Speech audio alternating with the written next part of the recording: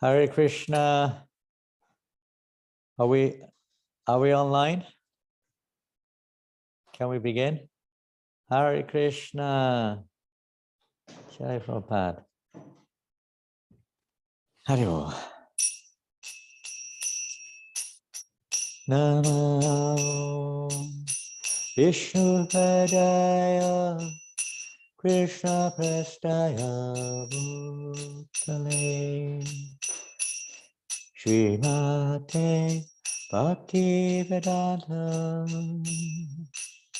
Swamiti Namine Namo Vishnu Padaya Krishna Prastaya Bhutale Srimate Bhaktivedanta Swamiti Namine Namaste Saraswati Devi Gauravani Pracharine Devasesha Prayavadi Pasakara Satori Devi Namaste Saraswati Devi Gauravani Pracharine Devasesha Prayavadi Satori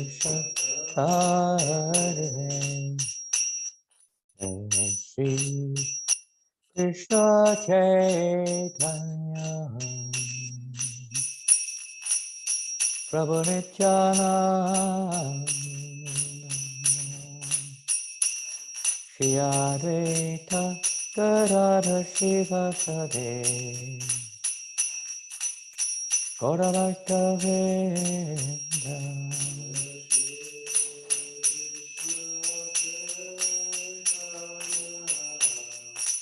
Prabhu Nityananda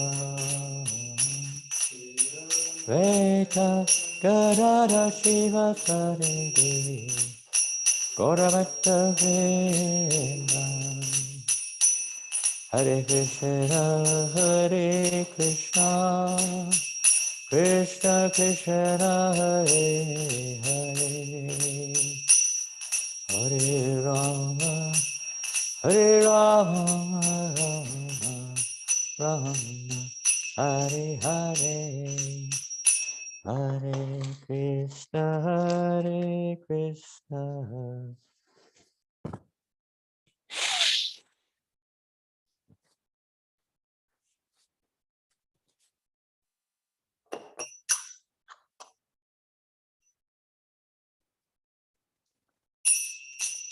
Hare Krishna Hare Krishna Krishna Krishna Hare Hare Hare Rama Hare Rama Rama Rama Hare Hare Bolo Hare Krishna Krishna Krishna Hare Hare Hare Rama Hare Rama Rama Hare Hare Hare Krishna Krishna Krishna Hare Hare Hare Ram Ram Ram Hare Hare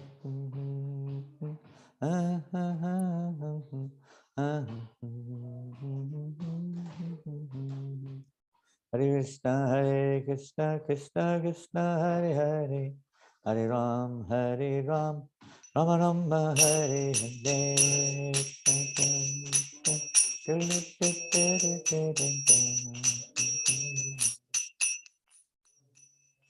Hare Hare Krishna Krishna Krishna Hare Hare Hare Ram Ram Ram Hare Hare Krishna Krishna Hare Hare Hare Ram Krishna Krishna Hare Hare, Hare Ram, Ram Ram, Hare Hare.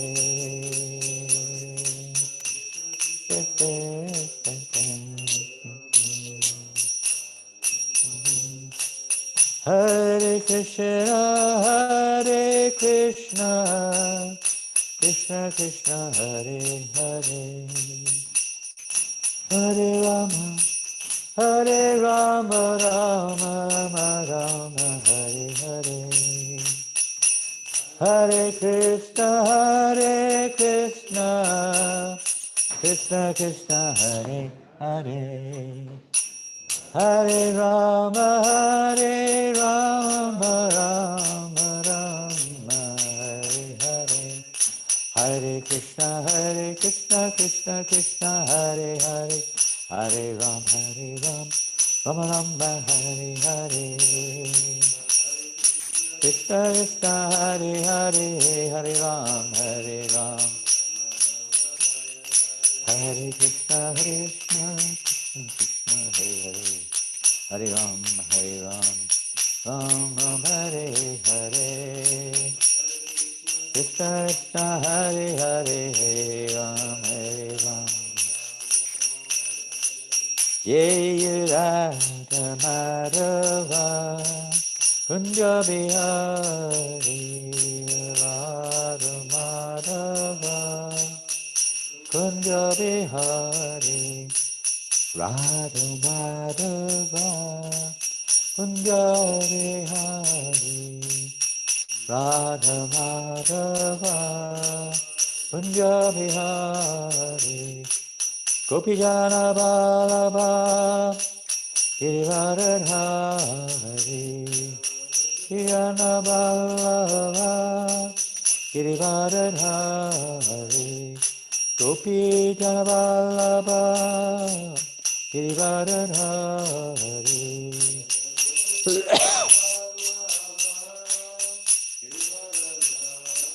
Yasodanandana, Bhajananda Randana, Yasodanandana, Yasodanandana, Bhajananda Randana,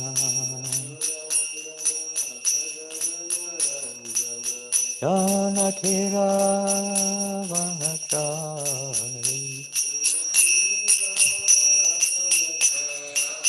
Jayamanatira Vanachari, Amatira, Jaya Radha Madhava, Kunja Bihari, Madhava, Jaya Radha Madhava, Kunja Bihari, Madhava, Bihari. Hare Krishna, Krishna Krishna, Hare Hare, Hare Rama, Rama Rama, Hare Hare. Hare Krishna, Krishna Krishna, Hare Hare, Hare Rama, Rama Rama, Hare Hare. Hare Krishna, Krishna Krishna, Hare Hare, Hare Ram, Rama Rama, Hare Hare.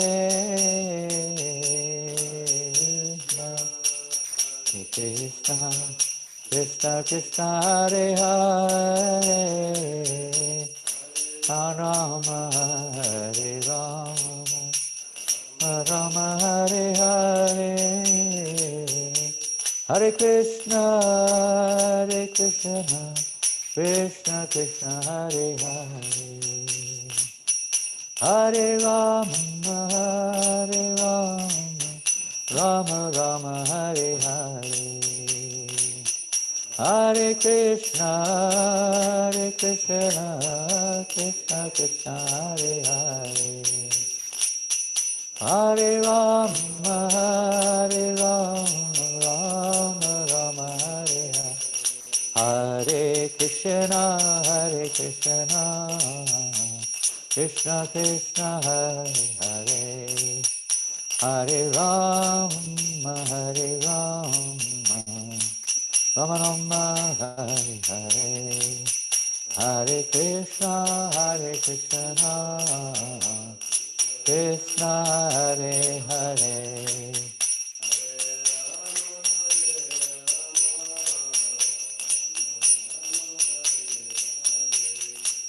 Hare Krishna, Hare Krishna, Krishna Krishna, Hare Hare, Hare Rama, Hare Rama, Rama Rama, Hare Hare, Krishna, Hare Krishna, Krishna Hare Hare, Hare Rama, Hare Rama, Rama Rama, Hare Hare. Jai Om Vishnu Pada Paramahamsa Parivrajagacharya Ashtota Sarashrisi Bhaktivedanta Swami Prabhupada Ki Srila Prabhupada Ki Anantakota Vaishnavinda Ki Namacharya Shriharidasa Thakur Ki Prem Sikaho Sri Krishna Chaitanya Prabhu Nityananda Shri Advaita Gadadha Srivasari Gaura Bhaktivinoda Ki Shri Shri Radha Krishna Gopa Gopinath Shamakunda Radhakunda Giri Govardhana Ki Shri Vrindavan Dham Ki Shri Mayapur Dham Ki Ganga Maya Ki Yamuna Maya Ki Tulasi Devaki Bhakti Devaki Samaveta Bhaktivinoda Ki Lord Chaitanya's Harinam Sankirtan Ki Brihat Madanga Ki Srila Prabhupada Ki Shri Shri Gaur Nitai Ki Gaura Premanandi, oh glorious to the assembled devotees, oh glorious to the assembled devotees, oh glorious to the assembled devotees, oh glorious to Sri Guru and Sri Gauranga, oh glorious to Sri Prabhupada. Namo Vishnu Padaya, Krishna Prashtaya Bhutale, Srimate Bhaktivedanta, Swami Niti Namine, Namaste Saraswate Devi, Gauravani Pracharine, Nirvasesha Sanyavati, Pastachare Shatari, Jaya Sri Krishna Chaitanya, Prabhu Nityananda, Shri Advaita Gadadhar, Srivasadi Gaura Bhaktivinoda, Hare Krishna, Hare Krishna, Krishna Krishna, Hare Hare, Hare Rama, Hare Rama, Rama Rama, Hare Hare. Om Namo Bhagavate Vasudevaya.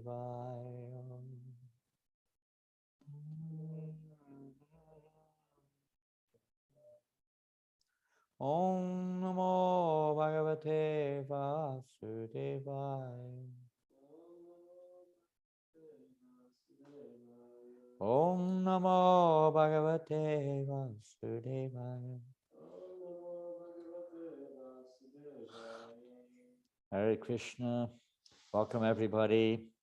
We apologize for not being online for several weeks. It's various reasons, festival, Ratha Yatra festivals, traveling and meetings and various events have been taking place at the weekend over the last month or so. And we haven't had that much time. So we're happy to be with you again today, be a little bit tired. We'd like to ask Mahananda Prabhu, who's with me, if you could please give me one of the other chairs. I can't sit properly in this chair. It's too kind of like, I don't know, it's too straight. There.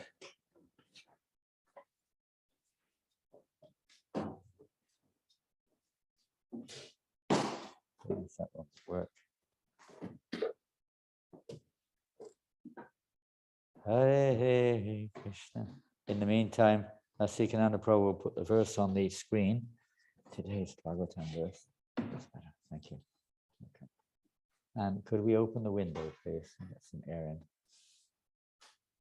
We've been having, as you probably know, quite warm weather over here in France.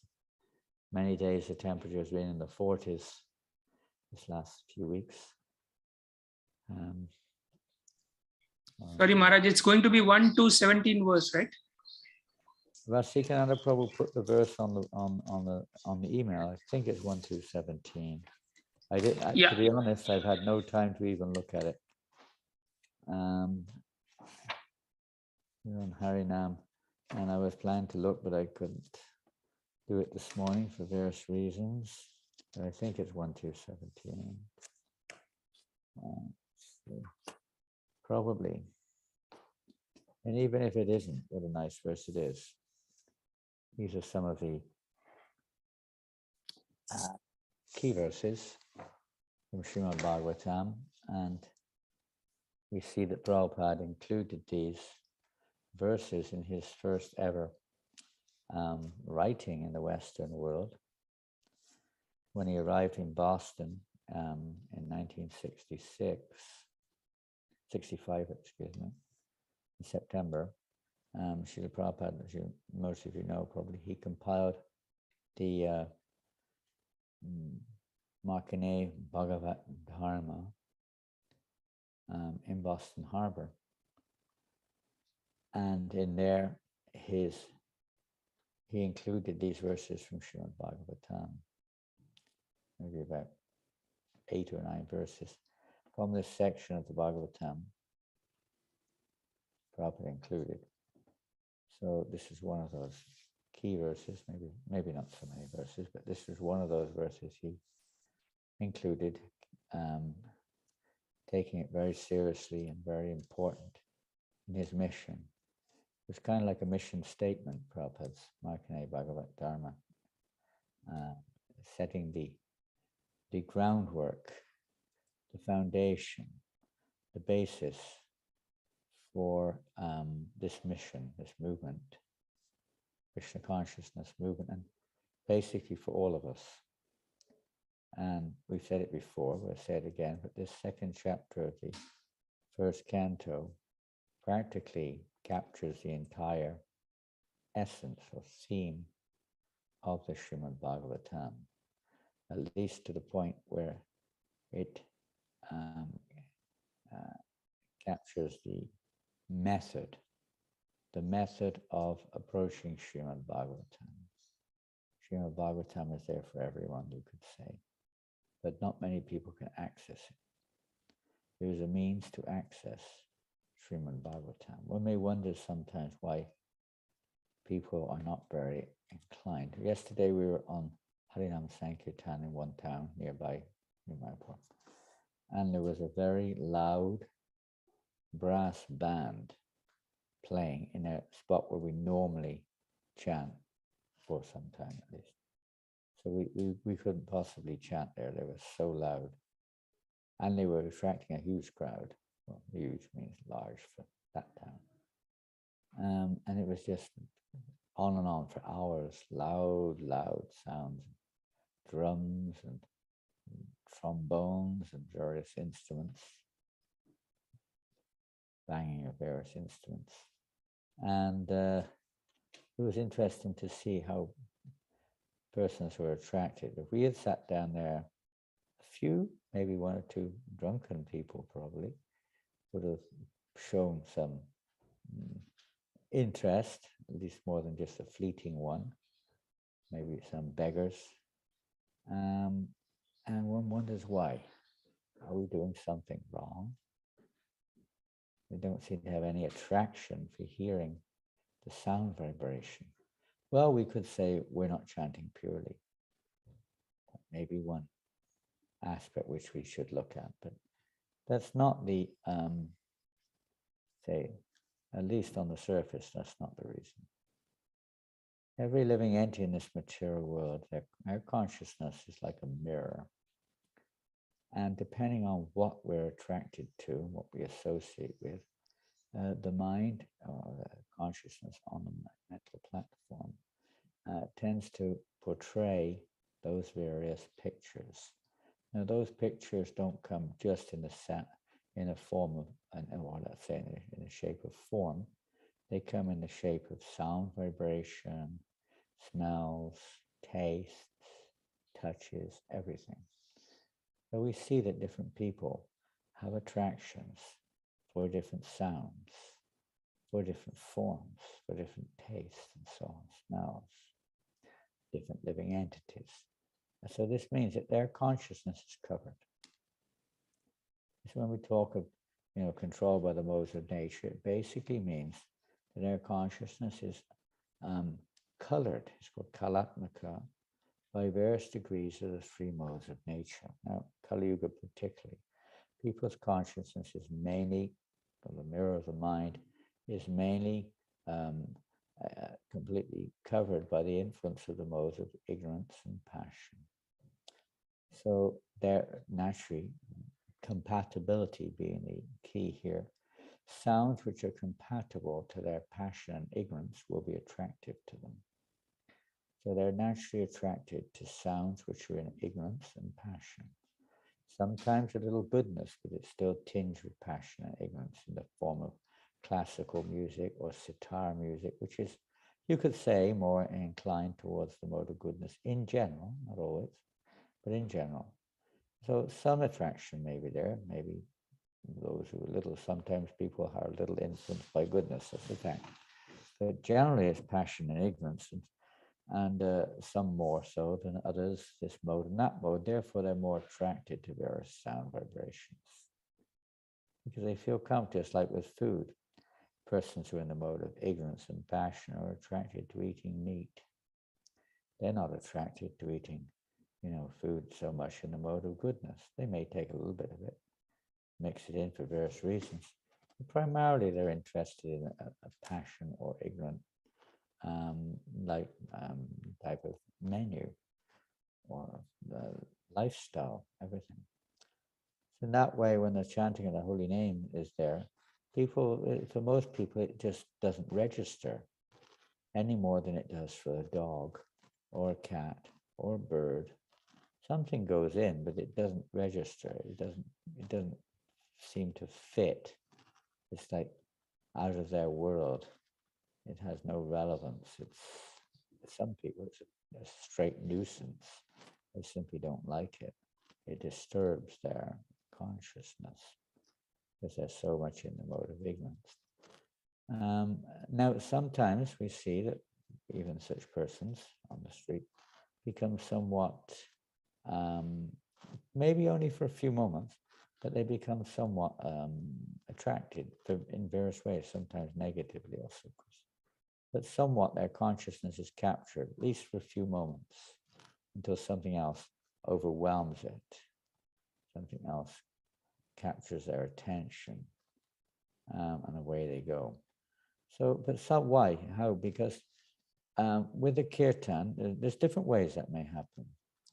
Now, Bhaktivinoda Thakur explains that in the performance of Sankirtan, congregational chanting, there are various, obviously the consciousness of the chanter is significant, but there are different types of kirtan. And generally two categories we can look at. One is the pure chanting, devoid of any inclination for self-satisfaction or gratification of one's senses in the form of praise, in the form of receiving something in return, or whatever, something materialistic. That's pure chanting, devoid of those, and Anyabilasita Shunyam Jnana Karmajinavatum Anukulyena Krishna. That is pleasing to Krishna. So the characteristics of pure devotional service. So that type of kirtan is the real kirtan. That's the kirtan of the associates of the Lord. Kirtan, by the way, is eternal. It doesn't stop. It is not a means to an end. It is the end in itself. It's chanting. the eternal associates of the Lord are constantly satatam kirtiyantama yatantas chandita vitaha. They're constantly chanting the holy name of the Lord. Our chanting is not constant, neither is it pure. It's irregular and mixed chanting. So that type of attraction is not likely to occur in the hearts of the public. It's rare that one finds somebody who's actually on that platform being attracted by pure devotional service spontaneously, you could say, on the spot. It's very, very rare. The attraction is from external features in general. Those external features are, you could say, nice sound vibration, music, nice singing. Therefore, on her public programs, Prabhupada did, you can't, of course, imitate, but he did emphasize that there should be nice musical arrangements, melodious, something which at least some people will be able to find their senses attracted to. Same thing with prasadam. It should be very, very nice so that people become attracted. Same thing with the speaking of devotees, that people become attracted. So on Sankirtan, chanting the holy names of the Lord, then musical instruments played nicely and singing nicely in tune, in harmony, very attractive. Dress, attractive, something which will attract people's attention. It's external, it's not internal. It may or may not be a reflection of one's internal consciousness, but it attracts people. We've seen this on Harinam in Paris this last few months. Some of, particularly one of our lady devotees in Paris, working lady, she is originally from Russia. She started this very attractive, you could say, type of dancing, with the ladies dressed very, nice saris, very smartly with makeup and some kind of makeup, but nicely dressed with some, whatever ornaments and things.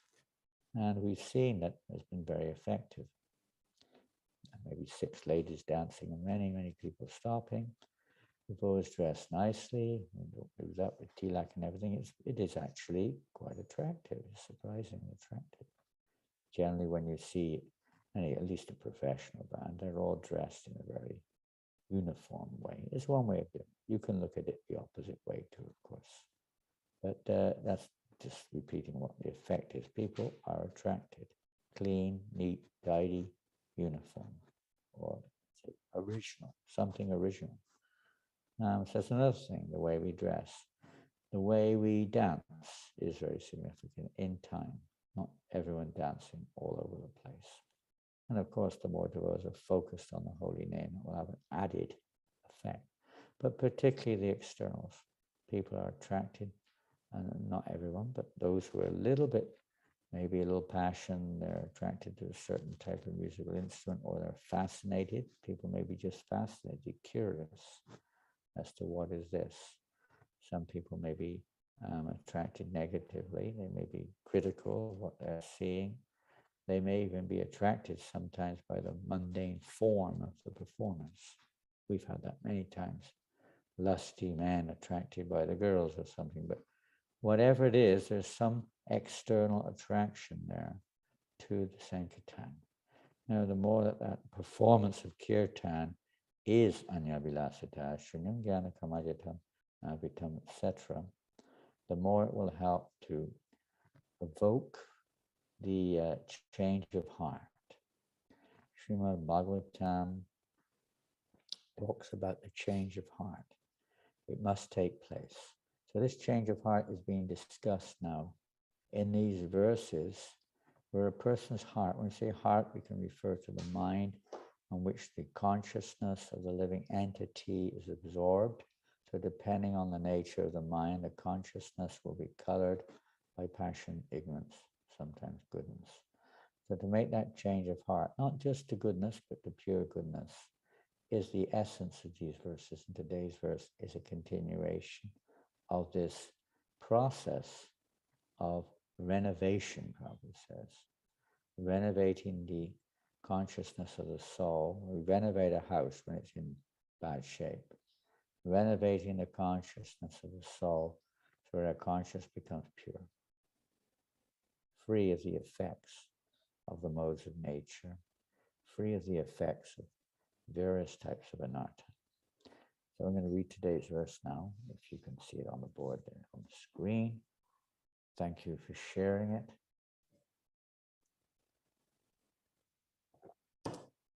Shrinvatam Svakata Krishna. All together. Shrinvatam Svakata Krishna. Punya Shravana Kirtanaha. Punya Shravana Kirtanaha. Vidyantakstoya Badrani. Badrani. Vidunoti Saritsatam. Another verse to learn if you can, at least to repeat it whenever. So we'll go through the word for word. Shinvatam, those who have developed the urge to hear the message of. Svakataha, his own words. Krishnaha, the personality of Godhead. Punya, virtues. Shravana, hearing. Kirtanaha, chanting. Vidyantaksta, within one's heart. He, certainly. Abhadrani, desire to enjoy matter. Vidunotis, cleanses. Sarit, benefactor. Satam, of the truthful. Translation and purport by Srila Prabhupada. Sri Krishna, the personality of Godhead, who is the Paramatma, super soul in everyone's heart, and the benefactor of the truthful devotee, cleanses desire for material enjoyment from the heart of the devotee who has developed the urge to hear his messages, which are in themselves virtuous when properly heard and chanted. Purport: messages of the personality of Godhead, Sri Krishna, are non-different from him. Whenever, therefore, offenseless hearing and glorification of God are undertaken, it is to be understood that Lord Krishna is present there in the form of transcendental sound, which is as powerful as the Lord personally. We find that in many cases there are statements about the holy name or about recitation of Srimad Bhagavatam, and it appears that the results are quite phenomenal, even once chanting the name or just reading one pastime of the Lord or some similar thing, that one can attain liberation, or one can awaken one's dormant love of God, or freedom from material existence. Different statements are there. But they hinge on ultimately the Lord's mercy. And there's two sides to every hinge. And on our side, it is our offenselessness.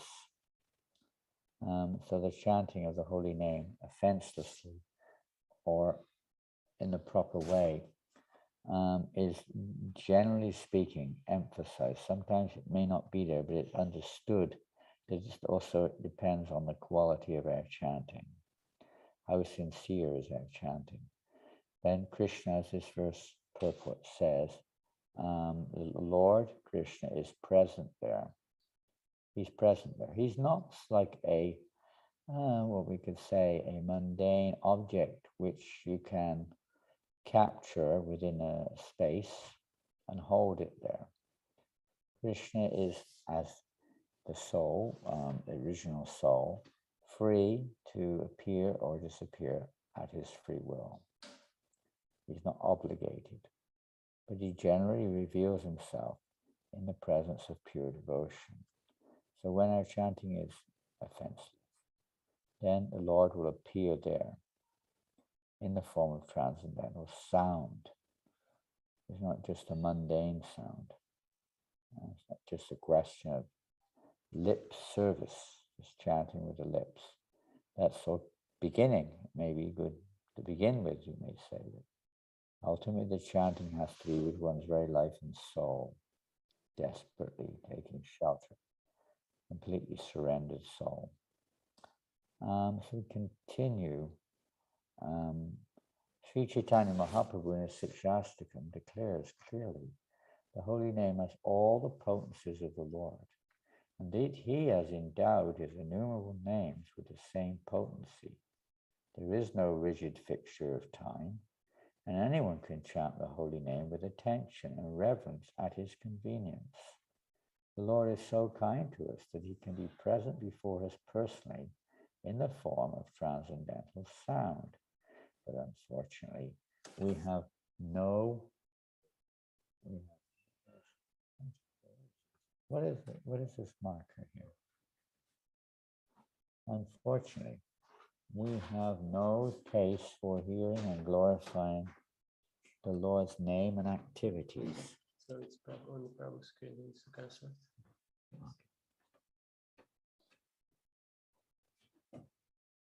We have already discussed developing a taste for hearing and chanting the holy sound. It is done through the medium of service to the pure devotee of the Lord. You take note of this very important point Prabhupada is mentioning here. We have already discussed developing a taste for hearing and chanting the holy sound. It is done through the medium of service to the pure devotee of the Lord. It cannot be effectual without that medium. And this is one of the very famous verses, of course, qualifying this, that unless one receives one's mantra from the parampara disciplic succession, the mantra will have no effect. Or what is, when Prabhupada says no effect, sometimes he says it will not get the desired effect, which is love of God. It has to be received. Krishna is not a material object. He reveals himself accordingly. In that process, one has to hear the sound in the association of devotees, which includes serving the devotees. It includes taking shelter of the devotees, taking initiation, so many things. If we actually want to get a taste, Srila Prabhupada describes that to get a taste in the holy name, one has to follow the process correctly. Prabhupada says that means one has to be initiated and follow properly the process of devotional service. One may get some taste, of course one does, but to get the real taste, a pure taste, an everlasting taste, a taste which isn't centered upon what I feel, but that taste is a little different to the understanding we have of material taste, how I feel, Generally people, they judge something entirely upon how they feel. That's nothing usual, you could say, particularly in this world. But ultimately, that taste is not that one. The taste is how much Krishna is pleased. How much Krishna is pleased, not how I'm pleased. This is pure devotional service. This is love. That may be on a higher level, you can say, than the level which we are presently on, of course. But to develop that taste, one has to serve one who is on that level. It means we have to act according to their will, not according to how I feel or how I see it or how I like it, but according to their will. They may accept our service in the beginning on whatever neophyte platform we're on. Just like if you have children, you encourage your children, even though they may be faulty. Krishna himself said every endeavor is covered by some fault. That means those who are aspiring to become pure Krishna conscious. The similar child makes many faults, both by speaking, can hardly make out what the child says. The parents encourage the child, they encourage him, they praise the child when he's trying to walk or do something practical. Parents naturally encourage the child. So similarly, we may not be so pure. So certainly Krishna will encourage us. If it was just black and white entirely, there wouldn't be much chance for anyone to come straight to pure devotional service or offenseless chanting. So the Lord encourages us, the devotees encourage us, even though our chanting, this is another important reason why it's so important to have that via media, because through that via media, there are incomplete or imperfect or even tinged namabas, not so pure chanting, but one's trying, is through that media that the Lord accepts it. You see? Even though we may not be so great, we're not capable of directly offering. In deity worship, this is the basic principle. We don't make up our own system of deity worship. The pure devotees are the ones who are offering it to the lotus feet of the Lord. We're offering it to them according to their directions. We're kind of, you could say in a sense, Nimitta Matra Bhava Sada Sachin, we're like instruments executing the pure devotee's loving devotion to the Supreme Lord, assisting him in his loving devotional service. Not that I'm worshipping the Lord. We may say that for obvious reasons, but that's not the reality. We're assisting the pure devotee in the worship of the Supreme Lord. To the degree that we're pure, we could say that maybe also element of our loving service, no doubt. But in the bottom line is we're assisting or instrumental in the pure devotee's service like this. And so important it is to have that connection. You can't, it's like we have the story in the Mahabharata of Ekalavya and Dronacharya.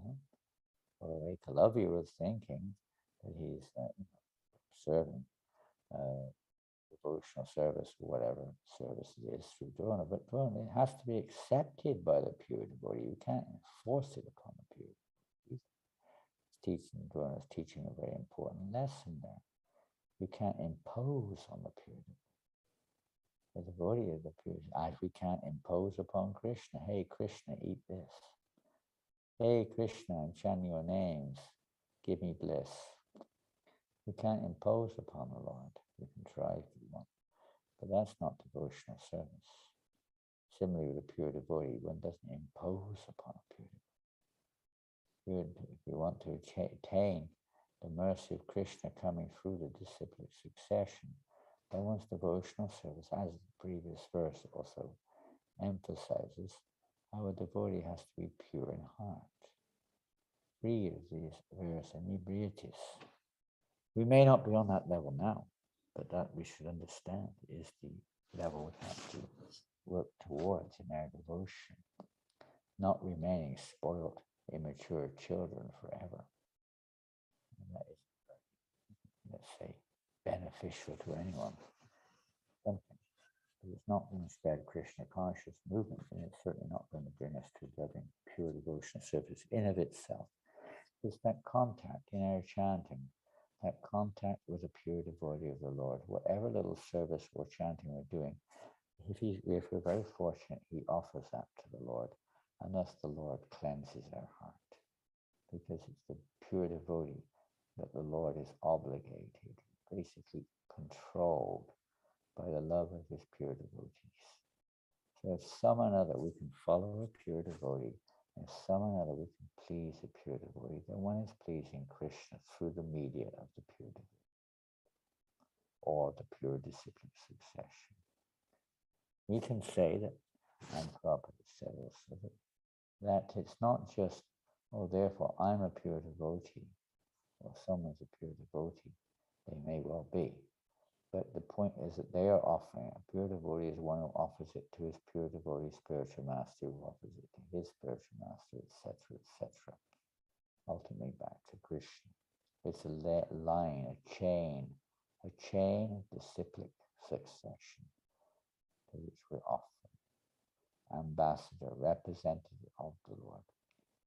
In this way, Krishna is pleased, and his Prabhupada says the first installment, you could say, the first installment of this reciprocation from Krishna's point of view is that we start to develop an attraction for hearing and chanting. We may sometimes wonder when will that first installment come about. But it's already come about, otherwise one wouldn't be chanting at all. One may chant in jest or by reflection when with someone else sometimes, or by accident, but to voluntarily chant, even if there is an element of, you could say, reverence, awe, or rules and regulations, but still to accept that is voluntary. So there is something there. Maybe the taste is not one of, let's say, loving affection. It may be, there may be other reasons. One may have a taste for attaining a particular situation, and one has some faith in chanting as the means to attain it. One may want freedom from suffering, for instance. Therefore, one chants with the intention that this chanting will lead to freedom of suffering. Whether it does or not, that remains to be seen. But that may be the intention. Therefore, one chants, at least for some time. That is not a pure motivation. Of course, it's a mature motivation, or gain liberation, or gain material benefits. Some people chant to gain material benefits. They want to become rich or attain a position in this world, and different things. Well, let me just check it out then. Some people may just be trying it out. Just different persons approach the Lord for different reasons. They similarly approach the holy name of Krishna for different reasons. But that's, again, devotional service is meant to be above these various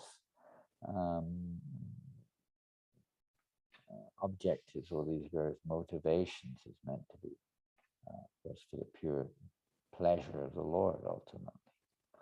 And then another type of taste comes, not the taste of getting results, not the taste of freedom from suffering. No, but the real taste is to see, even in ordinary life, people may get more pleasure when they see their beloved happy than when they themselves are happy. Or a mother, when she sees her child happy, is more happy than she's happy when she's feeling her own happiness. Quite normal. So similarly, a happiness of a pure devotee is a little different. It doesn't put on a show of looking happy. But he's happy because Krishna's pleased, or he's happy because his spiritual master is pleased. This is the devotee's happiness. He doesn't have any other measure really of happiness other than if my spiritual master and Krishna are pleased, everything's fine. We'll read the purport on a little bit. The Lord is reciprocally respondent to his devotees. When he sees that a devotee is completely sincere in getting admittance to the transcendental service of the Lord, and has thus become eager to hear about him, the Lord acts from within the devotee in such a way that the devotee may easily go back to him. When the Lord sees that we're becoming attracted to chanting and hearing about him properly in the proper process, then, as Prabhupada says, the Lord acts from within the heart to clear the path, removing the abudras in the verse, abudras, unwanted things, removing those from the heart. And again, the importance of Sangha. We all know when we don't have the Sangha of devotees, it's not so, we may chant mechanical chanting or whatever it may be, but it's not so easy to maintain. It's not so easy to sustain the process of devotional service. It's in the association of devotional service, Satam Prasangam, Manavira Sangvido, Bhavanti Vitkarna Rasayana Vipaha, that the holy name is really relished, as Sankirtan, in the association of devotees, that one can get the real taste of chanting, because in their association, because they're getting a taste, and naturally one feels the effect of their association. And if we chant in the association of devotees who are completely absorbed in material life, in neophyte devotees, obviously, whose minds are wayward, who are distracted in their chanting constantly, it would be difficult. It would be difficult for other neophytes to make any progress whatsoever. It's not impossible, but it would be very difficult. But when a neophyte's chanting in the association of more advanced devotees, just by their association alone, one can be uplifted. One can move on the path towards pure devotional service. Of course, there is, again, one should try to apply the correct process. Not that we, in other words, the correct process is to try to at least avoid the offenses while chanting the holy name as much as possible. We read on, the Lord is more anxious. The Lord is more anxious to take us back into his kingdom than we can desire. To the point we generally forget that Krishna wants us to go back to Godhead. We may have our doubts. Sentimentally, we say, yes, I like to go back to Godhead, but we have to question ourselves, how sincere are we? But the Lord wants, naturally, like a parent wants his children to come always home, the Lord always wants the living entities to come back to Godhead. It's not, oh, I've had enough of those living entities. I don't need them anyway. I don't need them. I'm Atmaram, I'm self-sufficient. In any case, I've got countless living entities who are engaged in my loving service. What do I need a bunch from the material world for? What difference will it make? Probably a bunch of troublemakers anyway. I don't need those guys. But the Lord does. Like a parent, even though the son may be a little bit wayward, the parents still have loving affection for the son. Even though there may be some break, physically speaking, but that affection remains in their hearts. So Krishna always perpetually has a loving, let's say, feeling towards his parts and parcels, but to teach them a lesson or to fulfill their independent desires, the Lord sometimes places them under the influence of the material nature, so they can try to enjoy with themselves in the center. And we read on the Lord. Most of us do not desire all to go back to Godhead. Only a very few men want to go back to Godhead. But anyone who desires to go back to Godhead, Sri Krishna helps in all respects. God helps those who help themselves. There's a saying somewhere, I don't know where it is. There's a few sayings like that in the Bible also. Those who seek shall find. That means with sincerity, not with just some kind of, hey, just God, show me if you, then I'll believe in you. If you really exist, then show me, otherwise, why should I believe in you? Not that type of, challenging mentality. The humble, submissive mentality of an aspiring devotee, no matter what their line is, attracts the Lord's attention. One cannot enter into the kingdom of God unless one is perfectly cleared of all sins, means completely pure in heart. The material sins are products of our desires to lord it over material nature. This is the perpetual cycle of karma. The various inner consciousness, subconsciousness, unaware to our, not aware of ourselves, there are innumerable desires, bijas, seeds of desire or seeds of action. In there, they are results of our past karma. They have not yet come to this fructified. They're not yet on the surface. We don't see them. Just like when you plant a seed, you only see it when it comes above the surface. Similarly, these seeds are already there due to past contact and how we reciprocate with the material energy. There are innumerable seeds there, which in due course of time and come to the surface to become, they're called aprarabdha when they're not manifest, and prarabdha when they are. So in manifesting in the form of various actions, and then of course even more so manifesting in the fact that we have a certain type of form with certain type of eligibility. And in the mental plane, we have a certain set of desires, and we mold our lives based basically on those particular desires which form a concept of the world, a perception of things, and thus we discriminate. And different persons who have different karmas discriminate differently. And different karmas means we have different desires. And we have different tendencies. Not just desires, we have tendencies too, general tendencies for certain ways of life, etc. And within that, we have certain desires. So these together, these bijas and kutas and so on and so forth, formulate what we think is me.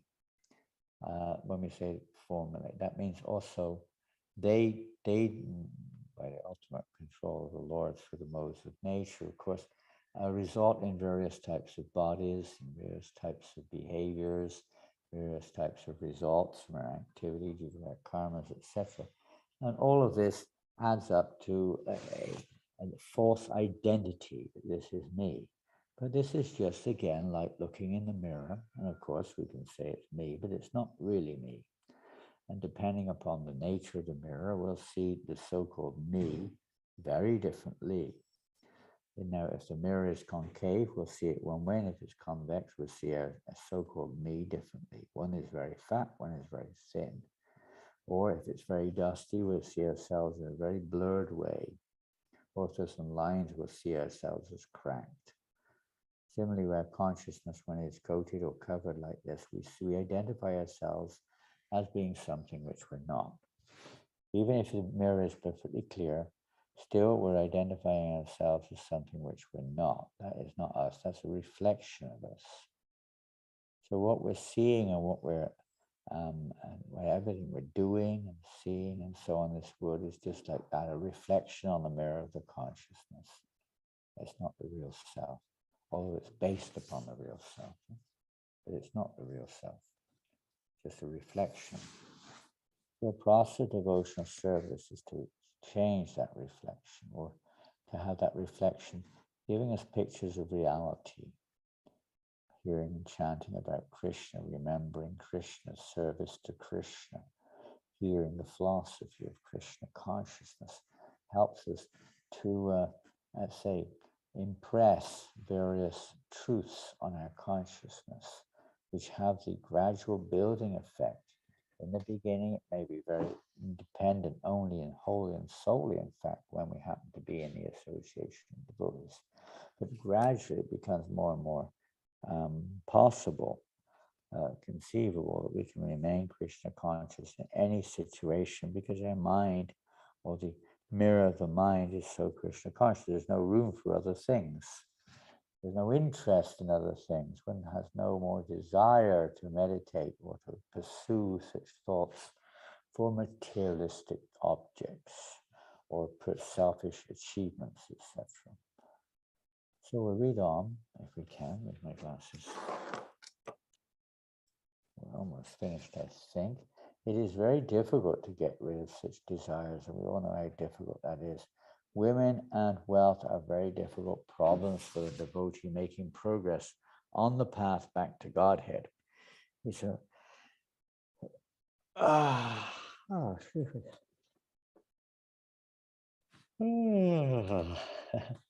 don't forget, these attractions are reactions to our past activities. Attraction is the constitutional nature of the self, but attraction to material objects is not.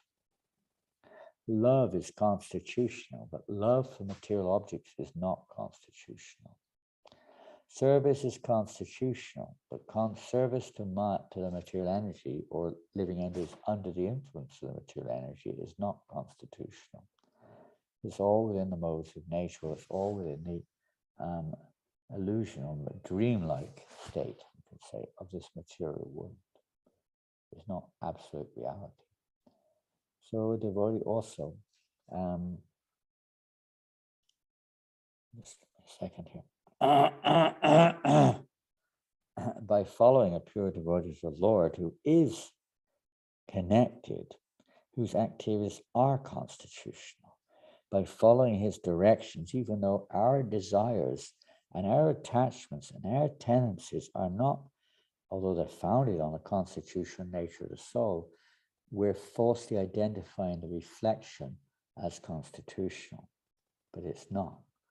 But by associating with somebody who's not living their life on that platform of falsity, but on the platform of connection with Krishna, then offering, even though they may be imperfect, impure, with a wrong understanding, and so on, but by offering them to the pure devotee, one gradually becomes purified. Therefore, Shushushroshurdanasya Vasudeva Kataruchi.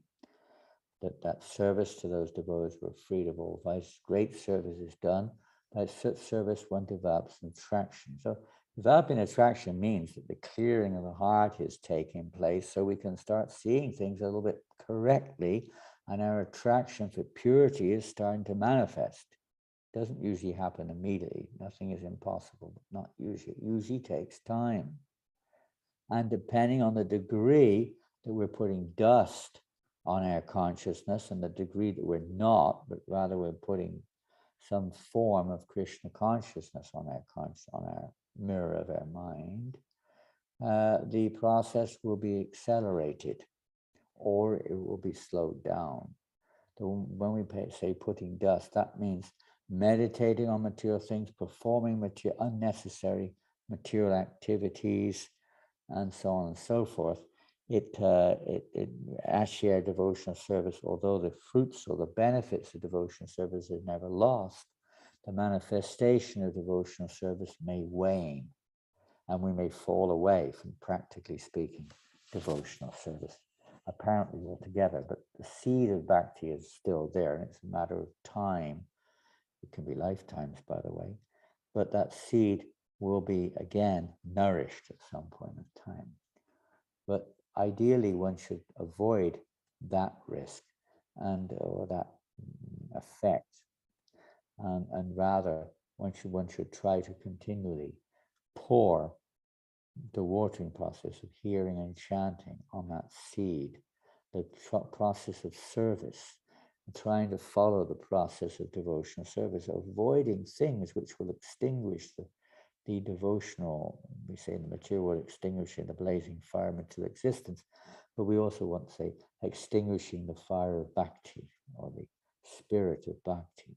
Offenses to devotees, for instance, is a great cause of becoming covered over, because that displeases the pure devotee. One's connection with the Lord is cut, so where is the nourishment? When you cut a pipeline, there's no more fuel coming, and naturally the flame will go out. We're faced with this possible dilemma right now in terms of Russia and the gas pipelines and so on and so forth.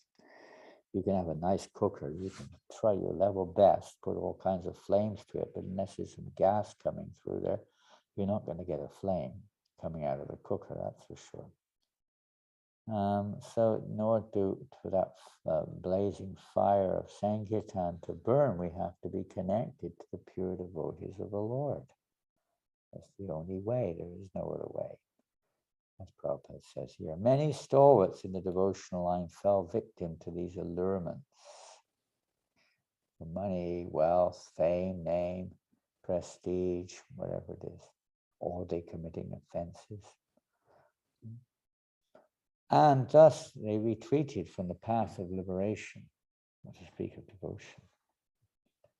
But when one is helped by the Lord himself, the whole process becomes as easy as anything by the divine grace of the Lord. Without his help, without the Lord's mercy, we can make no progress at all. The Lord is obligated to give his mercy to one who receives the mercy of a pure devotee. When Krishna gives us, well, pure devotee gives us that recommendation to the Lord, then one's advancement is guaranteed. We have to please the pure devotee of the Lord. To become restless in the contact of women and wealth is not an astonishment, because every living being is associated with such things from remote time. We're so conditioned, it's like hard crust. These parubdas are like crust. They're very hard to break down.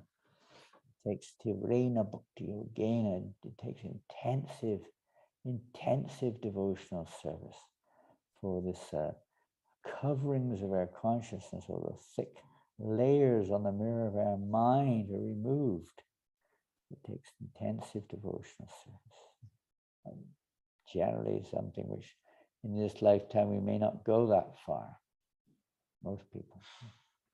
By the mercy of the Lord, the coverings can be removed instantaneously, but the general process is no, they have to be removed by the execution of devotional service, which gradually wears down. Prabhupada said little drops of water wear away the stone. Our heart is like stone. It's very hard to change. We're so stubborn. We're so attached.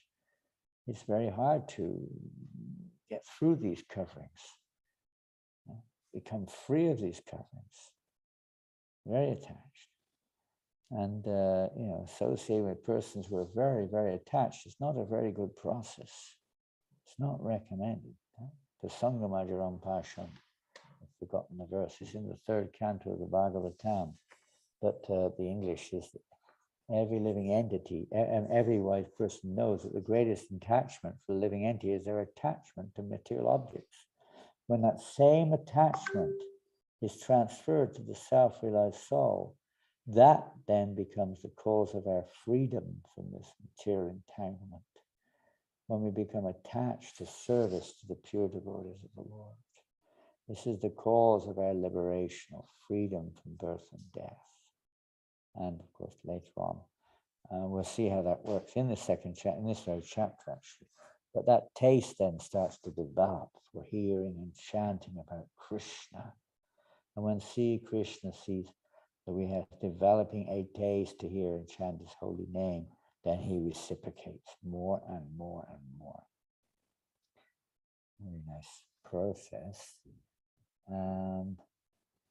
Because every living being is associated with such things from remote time, practically immemorial. And it takes time to recover from this foreign nature. It takes time. And everyone knows that when you're very attached to something, it takes time. Say a person is a drug addict, it takes time to become released from that addiction. We're all drug addicts in that sense. We're all Maya addicts. We're Mayadics. Because we're addicted to the reflection of this material world created by the external energy. We're addicted. We're not attracted to the creation of the internal energy. We're attracted to the external energy. We have to try. If we want to make a change there, we've got to become attracted to the appearance of the internal energy through the via media of a pure devotee of the Lord. He makes it available. Otherwise, it's not available. Even though we see a picture of it, there will be no effect. It's the pure devotee who gives life to the Shastra. He gives life to even to the name in one sense. Otherwise, Krishna doesn't reveal himself. It's just a lip service. It's just words. But Krishna's not forced to appear in there. Maybe some distant benefit. This is some tiny agyata sukriti, but it takes lifetimes.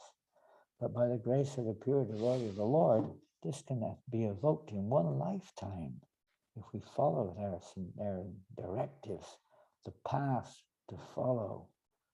How do we worship the Lord? How do we make this change? We don't know. We have to hear from. We may be very materially intelligent, but that may be a great, let's say, obstacle on the path because we're proud of our own interpretations. There's a big obstacle, big one. That humility to take shelter of the pure devotees' instructions. This is the secret for progress for the neophyte at every stage, but particularly at this stage of being on a neophyte platform, the absolute inseparable need to take shelter of a pure devotee and follow their instructions. And we'll carry on. I don't know where we are. Sudama was highlighting it just now. Let me see. But if one is engaged in hearing the glories of the Lord, gradually he realizes his real position. By the grace of God, such a devotee gets sufficient strength to defend himself from a state of disturbances. And gradually all disturbing elements are eliminated from his mind. And that's how it says, like you're pouring water. The mind is like a vessel full of dirty water. We continually pour pure milk into that vessel. The next verse will describe this in more detail. But continually pouring milk into that vessel. Eventually, there'll be, practically speaking, there will still be a tiny trace, but it won't be recognizable. Practically speaking, the vessel will be full of milk. It's just a matter of consistency, continuation. Keep chanting and hearing the holy name of the Lord. And Srimad Bhagavatam. Okay, well, that's a kind of a summary of the purport. To go back on the viewing screen now, Sutama, can put us back on back to Govardhan Hill, please. We want to go back to Govardhan Hill. Are you there, Sudama? Are you still there? Maybe he's not there. Nothing happening. Okay, well, we'll carry on. Maybe Sudama Reaper's gone to sleep. I'm not sure where he is, but it doesn't look like he's doing anything. Yes. And it's wonderful to see how these messages, although we may not see it like that, we may not realize it, how they're virtue, the ultimate virtue, the most virtuous thing we can ever hear, the most beneficial thing we can ever hear is Krishna Katha. In fact, this should be the only thing we hear, but of course we have other duties in life. We have many things to do in life. And in devotional service, we have many activities which we have to perform to assist or to go along with our chanting and hearing, to accompany us on the path. And according to the wish of the pure devotee, we have to follow that wish, even if he tells us. There are cases like this. I remember one devotee named Vibhu Chaitanya Prabhu in Vrindavan. When he became a devotee, he retired from his material occupation, joined the temple in Vrindavan, Indian gentleman, became initiated disciple of Prabhupada, and Prabhupada told him that even if you don't chant your japa, your service to me is to cook. And he used to cook all the offerings and make the sweets for the deities in Vrindavan. I don't know how many offerings, but 4 or 5 offerings a day he would cook, as well as make the Mangalarti sweets. Okay, he didn't have to chant his rounds, but actually he did chant his rounds as well. So he didn't shirk that. The secret, he didn't waste any time. And he went back to Godhead. That was confirmed. He didn't waste a moment. You can do that. We may think, how is that possible? Well, Krishna does it. He eats the offerings at certain times. He listens to the kirtans when you do kirtan. He is always attentive. If we're attentive, it can be done. And if we surrender to the order of the spiritual master, one gets the strength or the empowerment to execute that order. That's the general understanding. So he did it. Although he may or may not have been chanting 16 rounds and reading Prabhupada's books, etc., but because he surrendered wholly and solely to the order of the spiritual master, that service was absolutely virtuous, devotional service. Sudama, if you're there, you've got to change the screens, I think, unless it's me who has to do it. I don't know who does this. How does it work? I'm looking at the Bhagavatam. Normally they put it back on the speaker's view or gallery view or something. Maybe it's me, but it doesn't look like you've done it. It's quite easy from your side. You're share screening right now. You just have to close the share screen. We're seeing Sudama Vipra's screen right now. So if Sudama Vipra Prabhu will kindly change your screen. Well, it's nice to see the same words of the Bhagavatam, but it's nice to see other things too. Anyway, maybe he's not there anymore. Maybe a call of nature, something's happened. Never mind, we'll carry on. And it will be a little difficult now, I think. I don't know, maybe I can still get there. But I'm going to ask devotees to ask questions. You can start putting your questions into the chat. Perhaps they'll appear on my screen. I don't know. Let's see. Yeah. It'll be nice. Just don't forget that Krishna's there. He's the Pavitram. He's the pure, supreme purity. He's the one cleansing our hearts. He removes the obstacles on the path.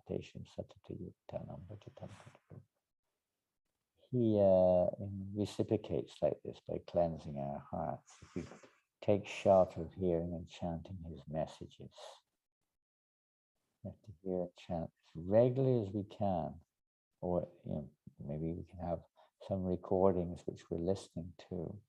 But as much as possible, Shravanam Kirtanam should go on. So gradually the cleansing of the heart takes place, and more the mirror of our mind is showing us, or let's say, we're reminded of Krishna.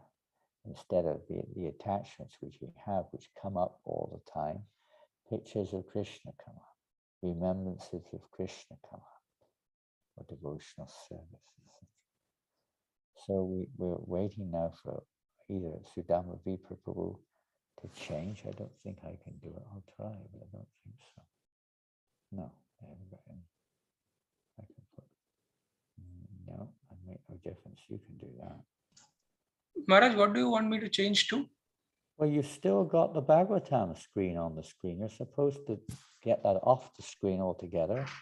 Take Okay. database off, so we go back to the original Govardhan Hill. Sure, Maharaj. So that has to be done on your computer. No one else can do that because we're viewing your screen right now. I think, unless I've got it wrong.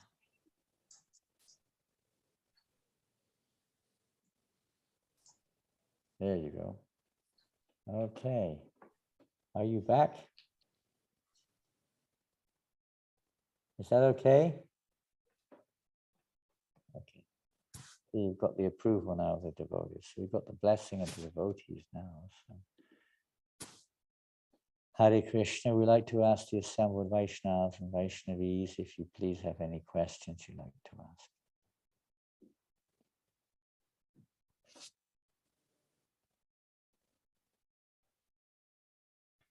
Comments or questions? So far, nothing has come on the screen as far as I know. Oh, we do have one here from our dear Nitai Premananda in Melbourne. As a married man, as married men, we have to deal with women and wealth both. Yes, both. How to see to that we do our service nicely and not fall victim. Good question. Well, we could say the same in a sense for the ladies. As a married lady, we have to deal with men and wealth. Prabhupada does say that for the ladies, man is Maya, for the man, woman is Maya. But generally the Shastras were aimed at the men because the men are supposed to be the guiding force in society. They're supposed to be, and I'm not saying they are, but they're supposed to be more intelligent to guide society towards Godhead, to protect the wife, etc., etc. So whichever way you see it, over-attachment, of course, for a woman to be over-attached to a man is not as bad as a man to be over-attached to a woman. At least a woman will attain a man's body, and it doesn't make much difference maybe in Kali Yuga, but this is the principle. So whichever it is, this attachment based on falsity is based on identification with the body, thinking that this is my wife, this is my husband. We have to see our wife and husband as servants, maidservants, or servants of the Supreme Lord. Not my sense gratification. They are meant for the pleasure of the Lord, and we serve our husband, we serve our wife with that in mind. So we bring pleasure to the Lord. How can I help my husband to bring more pleasure to the Lord? How can I help my wife to become more pleasing to Krishna? Not me, to Krishna. Wife or husband makes for the wife, depending on their level of consciousness. It's fine if the wife thinks how I can please my husband, who is pleasing the Supreme Personality of God. That's the same principle of Guru Disciple. It could also be there if the wife is Guru Glory, the man is not. Serve my wife, not please her sensually, but serve her in her service. We find many men whose wives go to the temple, they facilitate their wife's service, they help their wife go to holy dhams and various things like that. So they're serving a devotee or serving the line of pure devotional service, and they'll gradually become purified. Now, in the case of somebody who's married and they're both aspiring devotees, we're both on the path of devotional service, then the important factor is to keep Krishna in the center of the relationship. Keep Krishna in the center of relationship. Don't forget Lakshmi, or money, is also the property of Narayan, Lakshmi Narayan. We have to learn the science of all of our wealth, all of our property, everything in the service of the Lord. It's described again and again in Shastras. Bhagavad Gita, yat karoshidashnasya, not to see that this is mine. Okay, a certain percentage. In the beginning, there's regulation of one's activity. So there's a minimizing of unnecessary sense gratification. Then the next stage is offering the fruits of our work to Krishna, even if it's motivated, if it's offered in the proper way by Guru Shastra and Sadhu's direction, then the fruits of our work will gradually result, instead of karmic reactions, they'll gradually result in freedom from karmic reactions. And one gets agata sukriti, and slowly, it comes to devotional service. Then we offer the work itself to the Lord, not just the fruits. We see the work itself is meant to be done for the pleasure of Krishna. It becomes a different degree of devotional service. On and on it does go until one comes to pure devotion. So it's a matter of taking direction from the Guru Shastra Sadhu.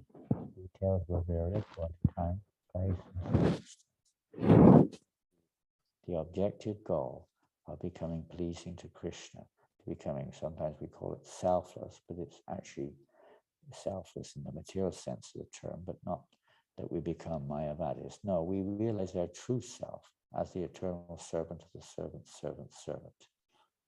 No matter what our ashram is, we see our wife as belonging to Krishna, as Krishna's servant.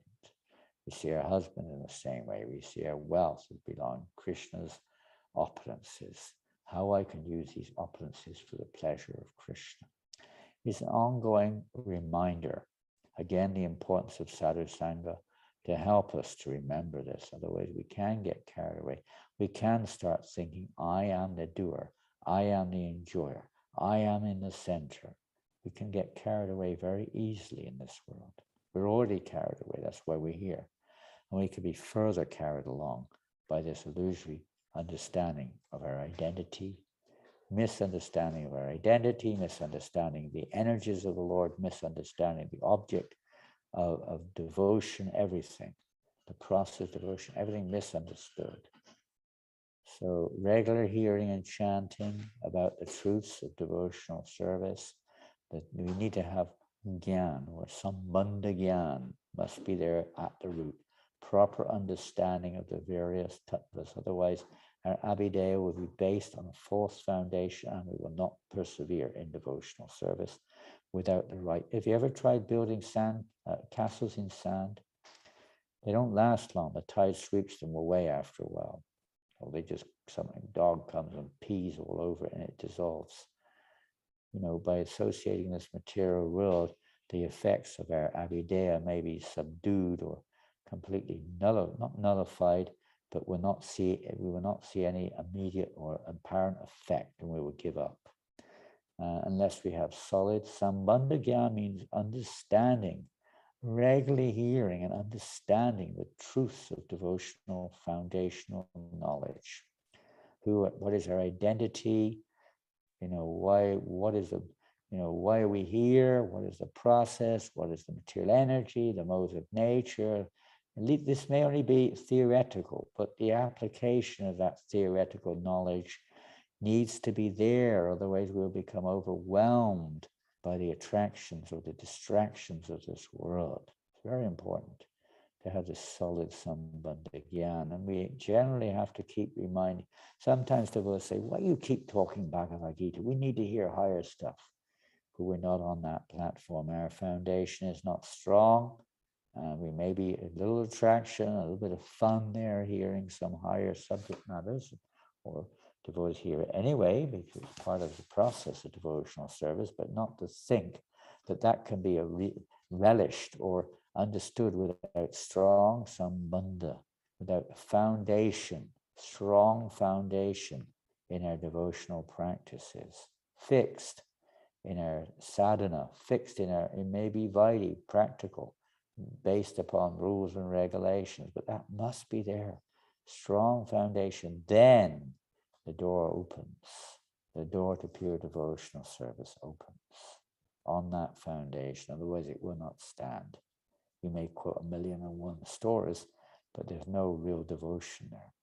It's just for some other motivation of self-satisfaction of some kind. But to get free of that, this is the essential feature. Krishna, when he sees a devotee sincerely adopting this path given by the pure devotees of the Lord, applying the Sambandha in their own lives, then the Lord is very pleased. And then he removes the anarthas, our devotional service becomes nishta or steady. And then a real taste for devotional service, not just a taste based upon the results, based upon the reciprocation on this material plane, based upon how I feel. No, a real result will come, a real taste for associating with the Lord in his various forms will develop. And then deep attachment, and on one goes towards pure devotional service. Very important to hear. The grihastas, to hear regularly the Sambandha Gyan is very, very important. And that means generally to associate with devotees who are, if one's more advanced grihasta, then one may be another thing. But generally speaking, we tend to forget in the grihasta life. We may be watching TV or reading newspapers or going out for social events, this, that, the other, and so many things. Maybe they're not really necessary, but we may still be attached to them. And that all coats our consciousness, and we forget the foundation of devotion. And we start to think, I'm the enjoyer. We get angry when things don't go right, according to our perspective, because we're still thinking, I'm the doer, I'm the controller, I'm the enjoyer, I'm a this, I'm a that. And so it's very important to hear, then we will be more steady in the face of, duality, in the face of challenge. We won't be so affected by it. Thank you for that. On the chanting, I don't know if this is the next one. Let me go up. Now there's a few. Oh, there's a whole whirlpool now. As for our reactions of our past karmas, we can't change them. Then can't change them. I guess it means apart from association of devotees, the mercy of the Lord, what can we do about it? And how do we deal with all the allurements trying to lure us away from our devotional service? Yes, we were sort of in the same room as the previous question to some extent. Chanting, constant chanting. Goswami says that constant chanting helps us to protect us a little bit. It's not guaranteed either, but it helps to protect us from this false ego of a false identification with the body as being the self. Regular chanting, just keep chanting wherever you are. Keep the sound vibration going as much as you can. Now, there are other factors here, and that depends on our sincerity, and it depends a little bit upon our time, place, and circumstance. When you're a mummy and a daddy with a little baby child that likes to sing all night long, it does make it very difficult to necessarily regulate one's activities. Krishna says in Bhagavad Gita, by practice, regulation. By regular practice and same word, regulation, detachment. By detaching ourselves. So a little bit of effort on both sides is required. Allurements. Well, you sometimes have to say no, I'm afraid. When you learn your lesson, a little bit of disgust. If we're not disgusted with material things, we might say yes. And we've all know this, even materially, people face the same thing. They know it's not good, but they say yes nonetheless. A thief, he knows he's going to get arrested, still he steals. A drug addict knows, but still he sticks it in. We do things which we know aren't good for us, and smoking cigarettes. Isn't it ridiculous? Even the packet says smoking kills. Still we do it. We're allured. Yeah, we're weak-hearted. Okay, we're association around us, it can allure us, no doubt. So prayer is very important. Praying for the Lord to protect us from these allurements. So a little bit of willpower, if you've got it. No, when we learn our lessons sometimes. But regulation is a very valuable, you could say, aspect of devotional service. If you can regulate yourself, if you can get up early in the morning. I know when you've got a little crying or singing baby all night long, it's not always so easy to do. But as much as possible, and whenever possible, we regulate our life. Getting up in the morning early, especially, this is even more important for grihastas. Getting up early in the morning if you can. Chanting as much as you can before the day starts. hearing and chanting as much as you can. This will help protect us from the allurements which will come our way during the day when you're in the office or on the street or at home or whatever it may be. It will help to protect us. Again, the thing is, only Krishna's mercy is a guarantee. You have to pray for that mercy. There's no other, you could say, alternative. But we make our effort at least. There's one nice story, I'll tell you. It's a funny story. This comes from Varshana in India. And this story was told by Radhanath Swami, who then was named Richard. I think his name was Richard. When he was staying in Vrindavan before he met Prabhupada, he went one time to Varshana. And everyone's telling him, don't go there, there's a tiger in the district. There used to be apparently tigers in those days. I'd never seen a tiger in Vrindavan, but apparently there was in those days. So there's a tiger nearby, don't go. Everyone was like locked in their homes and don't go out, don't do anything. Anyway, he went to this one sadhu's house. And the sadhu, of course, had no real protection. But he was stood there with a stick, or sat there with a stick. And Radhanath Maharaj asked him, why are you holding the stick? He said, if the tiger comes, I'll defend myself. And Radhanath Maharaj said, well, you really think the stick will defend you from a tiger? And he said, no, but I have to at least make the effort. So a little bit like that. We can't say that I can protect myself, but we make the effort. Then Krishna, for those who try, Krishna reciprocates and he does it. Mostly it's Krishna's mercy, which is our protection. In fact, it's entirely his mercy. Otherwise, we have no hope. We're tiny. We're completely small. Just taking shelter of Krishna through following the Lord's directions best we can, taking shelter of those directions, chanting his name, praying. You can do this wherever you are, even if you don't have the protective association of devotees. At home, we can at least take shelter. Krishna will see your sincerity.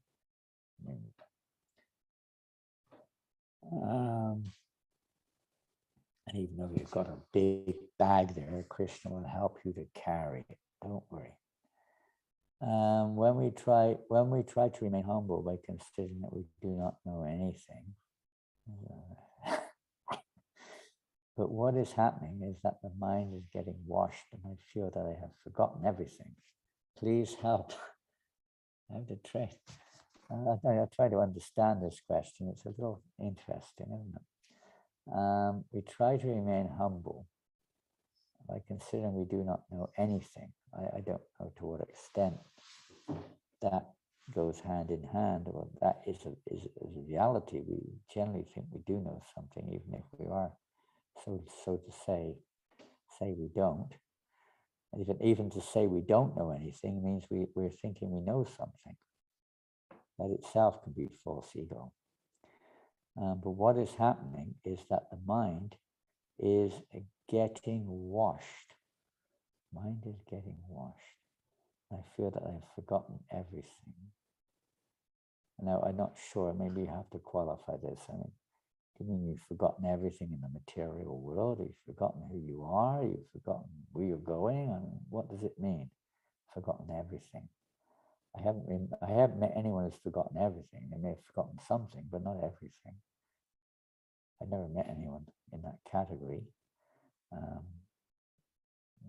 Perhaps I've got a big problem and I've forgotten everything.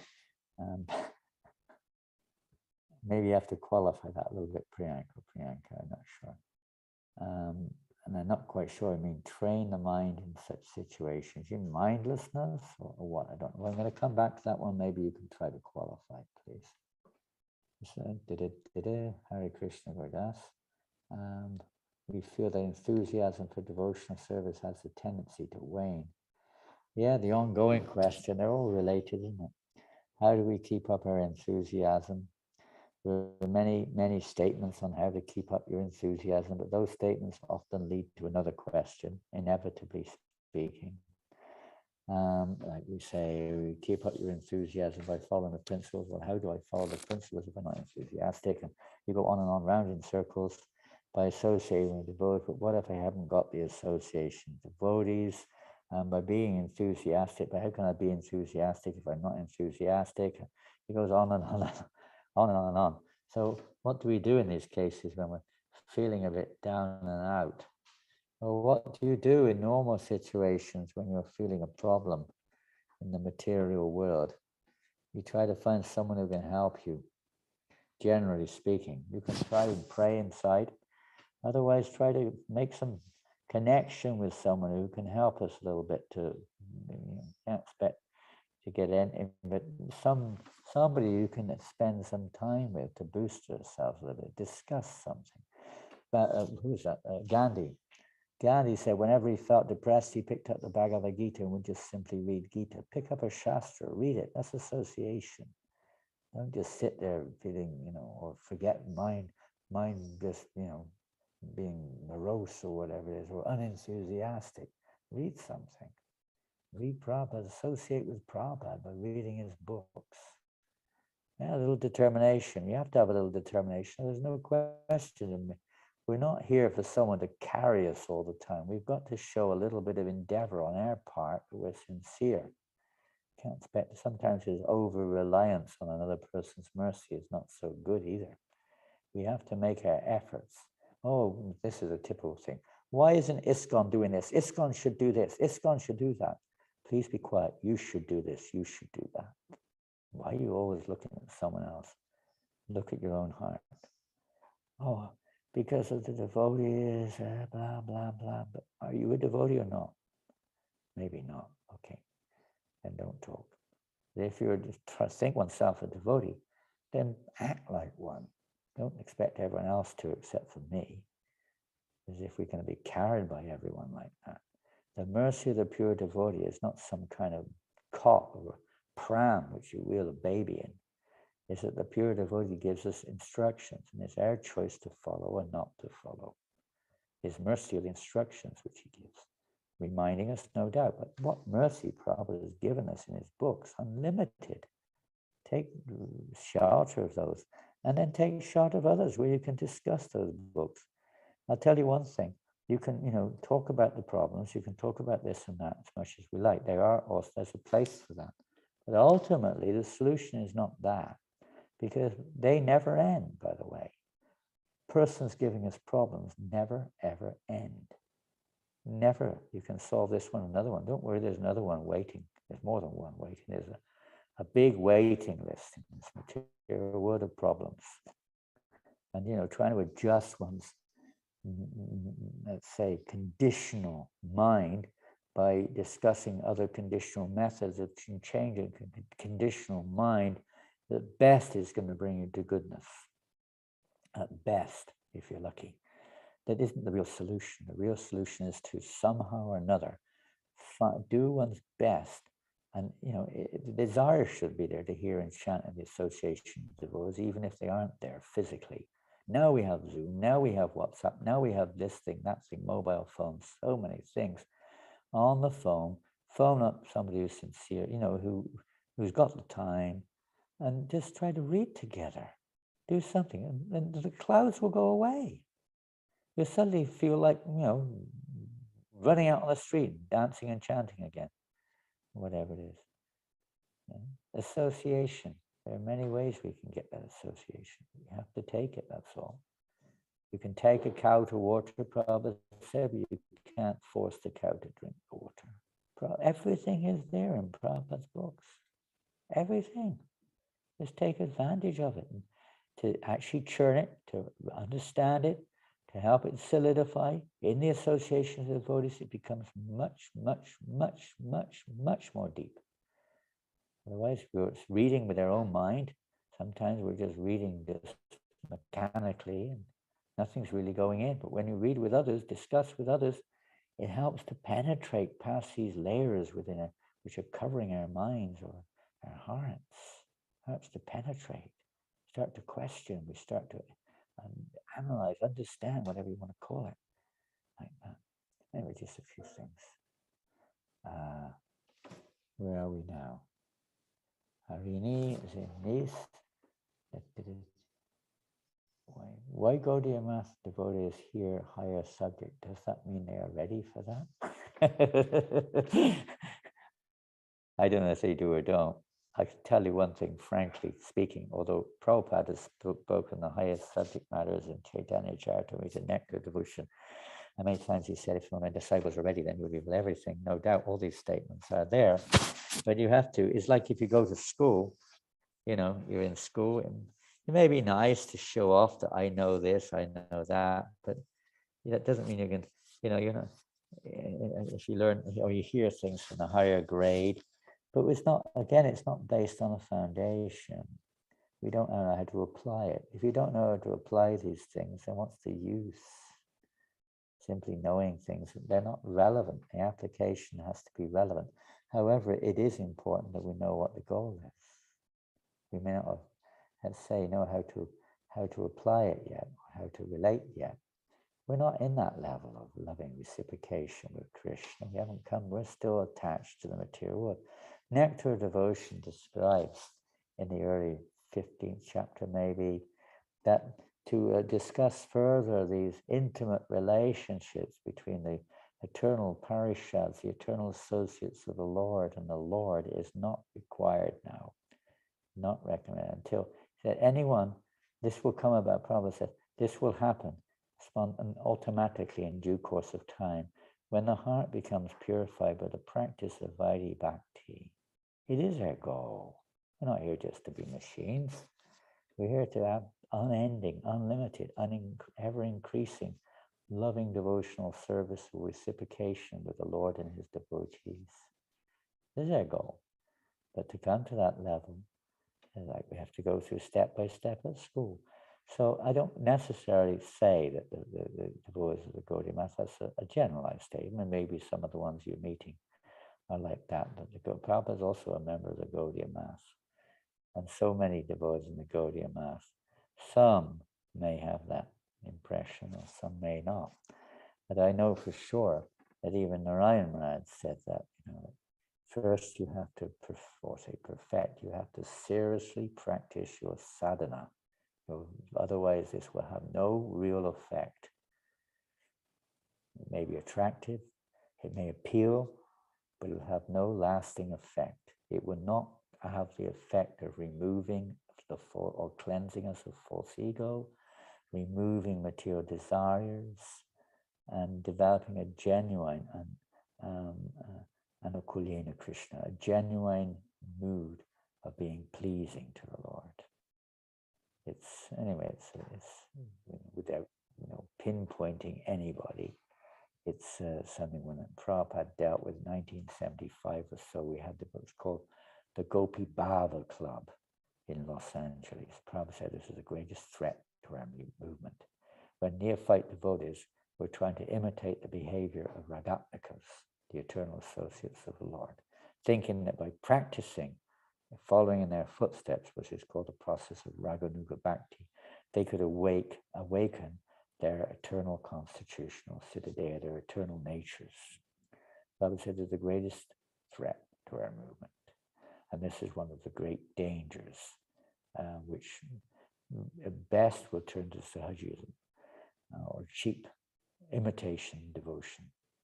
And Prabhupada warned strongly against this, as do all of our acharyas, as do all the genuine members of the Gaudiya Math, because they're followers of Bhaktisiddhanta Maharaj. It's not a separate endeavor, it's following the acharya. And he strongly warned against these premature, I use this word very many times. The word in English, premature, prematurely, I call it prematurely. It's a common thing we want. It's not bad that we want to attain that. We should want to attain it, obviously, but not prematurely. We can hanker for it. We have to go through the stages, the steps of bhakti, as given by the Lord himself through the acharyas, not through our sentiments, but through the 6 Goswamis and all of their followers. So don't worry. We can't say what's going on in other people's hearts. They know. Krishna knows. Maybe they're on that platform. Say la vie. But we're not. At least I'm not. but it's relishable. We can hear it. Prabhupada gave us in Krishna book. He's given us in the Chaitanya Charitamrita. These devotees in LA, by the way, they were trying to imitate the behavior of peacocks and gopis and this, and thinking, I'm a gopi, I'm a gopa, now I'm going to practice the mood of devotion of the eternal associates of the Lord in Goloka Vrindavan, called Ragatmikas. So they were reading the Chaitanya Charitamrita, the most intimate relationships of the Lord, and, higher levels of devotion. Sometimes the Lord was manifesting those in the intimate association of Srup Damodar and Ramananda Roy. They were absorbing themselves in this. Of course, now you have so many other books to go into, Lalita Madhava, Vidagda Madhava, this one, that one. So many wonderful scriptures given by the Acharyas. Govinda, I can't remember the name, Govinda Lilamrita or something. When Bhakti Siddhanta Maharaj asked, I think I may be corrected on that, but one of these literatures, he said, can we publish this? And Bhakti Vinod Thakur said, you can make one copy for yourself and one other copy if anyone in the future becomes eligible to understand this. No more. All the others should be burned because no one is eligible to enter into it. And they'll misunderstand, become artificial, etc., etc. So it's a fine line, and the real acharyas will give us that fine line. Knowing what the goal is, knowing what the means. The goal is prayojana.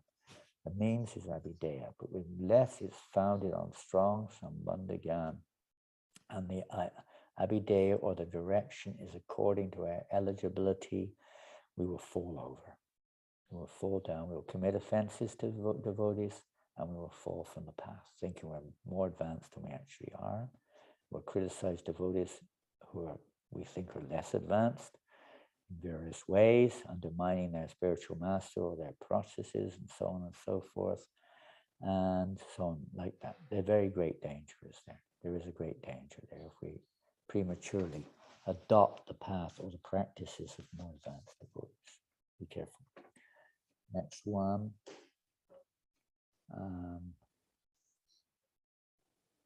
Hare Krishna. Nice to be with. Now I haven't heard anything back from, maybe there's some more. There are some more down here.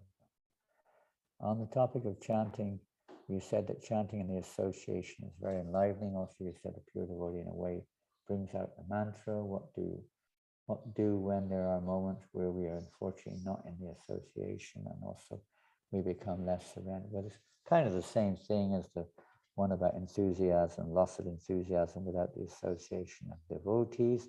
Have the Maha Mantra chanting around you if you can. You're not really without the association of devotees because Prabhupada's always there. You've probably got an altar in your home. The deities are there. Krishna is there. Depending, he'll be there if you reciprocate with him. Otherwise, he hides himself. What else can you say about this, which we haven't already said? Brings out the mantra. I mean, the Lord knows in your heart, if some reason you're not, but you're sincere, the Lord will still appear. He's not depending either on that. The Lord is self-sufficient. He can do anything he likes. Even if you're locked up in a cage, he can still appear fully to that, if you're sincere.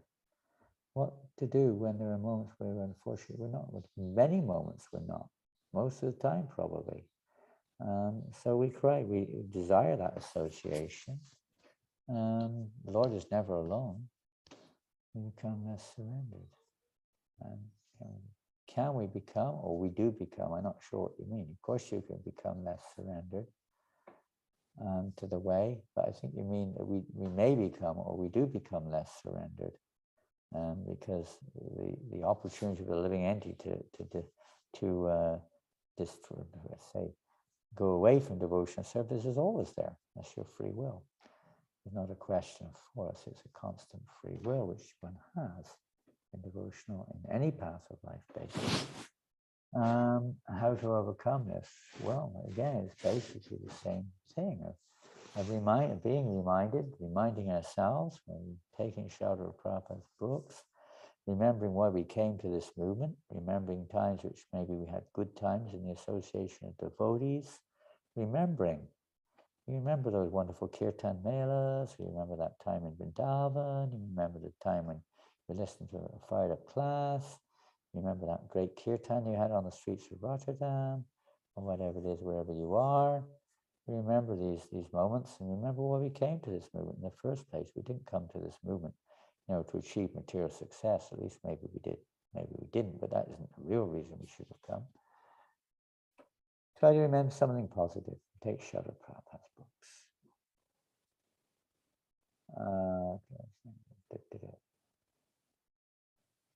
Some devotees act that they know shlokas, and by seeing this, we try to keep our false ego down. Okay, I'm going to try. I'm still struggling a little bit with this. Thank you, Priyank. In terms of spiritual knowledge, okay, we don't know anything. Okay, we see some devotees act that they know shlokas, and by seeing this, we try to keep it. Okay, we're keeping our false ego down, but maybe keeping yourself down in a sense that we feel like we're nothing, we're useless or something like that, because I don't know shlokas, or I don't know so much knowledge. Well, the effect of someone speaking knowledge and speaking shlokas is will have the opposite effect to what you're saying. You'll feel enthused to go forward and to go. Otherwise, what's the use of the shloka? Shloka. There's a term for this. Anyway, forgotten it. We used to quote this. It's simply sloka, shloka. Well, what's the use if it doesn't help those who are hearing it to change their hearts? It's not much use, is it? It can be a show. It can be a show off. It doesn't have to be. Right? The effect when Prabhupada would speak was because he would speak to effect a change in the hearer's heart, not just a show off. He knows everything and defeats someone's argument. Prabhupada never did that. Although there were sometimes arguments, apparent arguments, you could say, even Prabhupada was apparently arguing. It wasn't really for that person. It may have been for that person, but it was for everyone. It would bring it into such a way. He wouldn't attack a person. He would take the philosophy and go and analyze the philosophy. And if it wasn't relevant, he wouldn't even go there.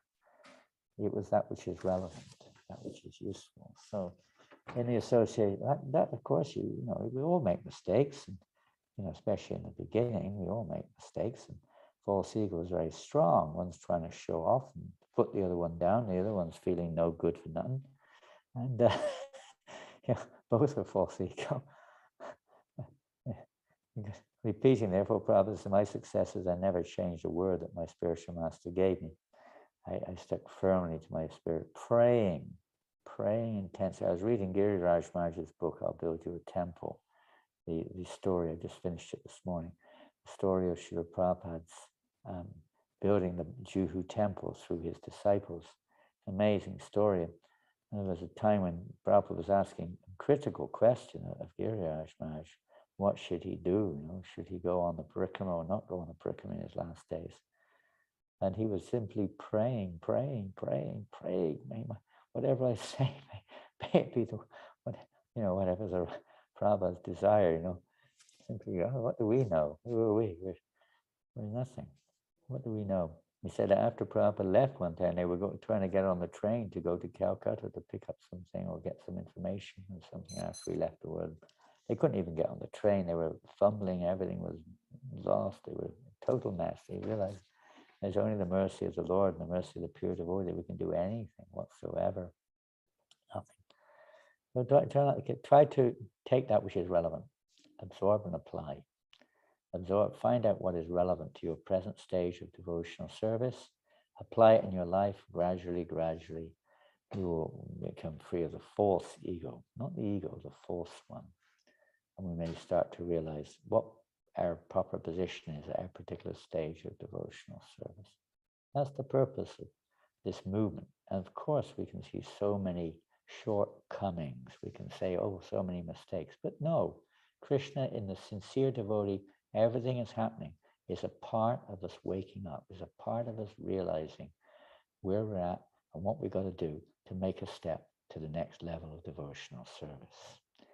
Even though it may not look like it at the time, it's all a part of that. So try not to be, a victim. At the same time, in those situations, take shelter of the Lord, pray in your heart for guidance, or go to other devotees whom you can reveal your heart in confidence to and discuss how I can move forward. How do I deal with this? How do I, there's no, we can't, why point a finger? We all know we have our shortcomings. So even person may be speaking on the asana may also have some shortcomings. We can't expect absolute perfection there. Can't expect that. We take the essence and try to keep referring to the purity, referring to the Shastra, referring to the pure devotee, but in a way as much as possible that is relevant. Not to be too negative about it.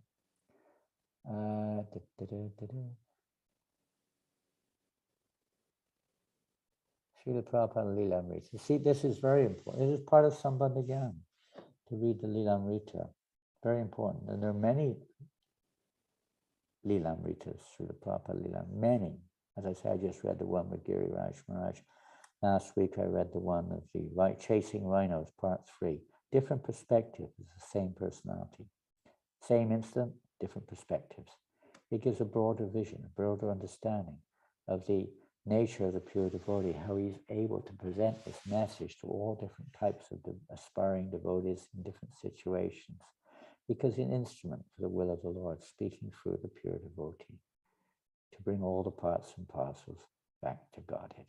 So the Shastra, which is relevant to us, to inspire us to go forward, would have the right understanding to go forward.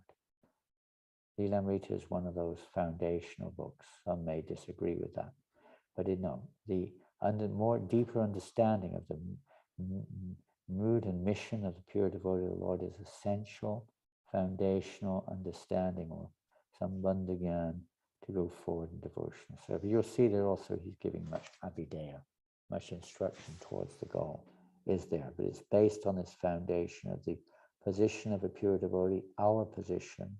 When you see the interaction of the intimate devotees of Srila Prabhupada, it gives one a deeper insight into our own, where we stand, what is our own position, how we can maintain and develop that relationship with the pure devotee of the Lord. Being ecstatic and learning more. Prabhupada said when we come back from travels, they still, or when he came back from travels, they still depend on him. Aren't we always completely dependent, even though we try our best? Yes, of course we are. Krishna himself says that in Bhagavad Gita, you act and you depend on me. Final instructions of Bhagavad Gita. The 18th chapter, just read it. I don't have to speak it. Read the last maybe 20 or so verses of Bhagavad Gita, up to Sarvadharma Pratyagya, maybe a few more after that as well. But maybe 10, 15 verses before that, read it. Now Krishna says you have to act accordingly, but you have to act in dependence on me also. Not independent, but independence.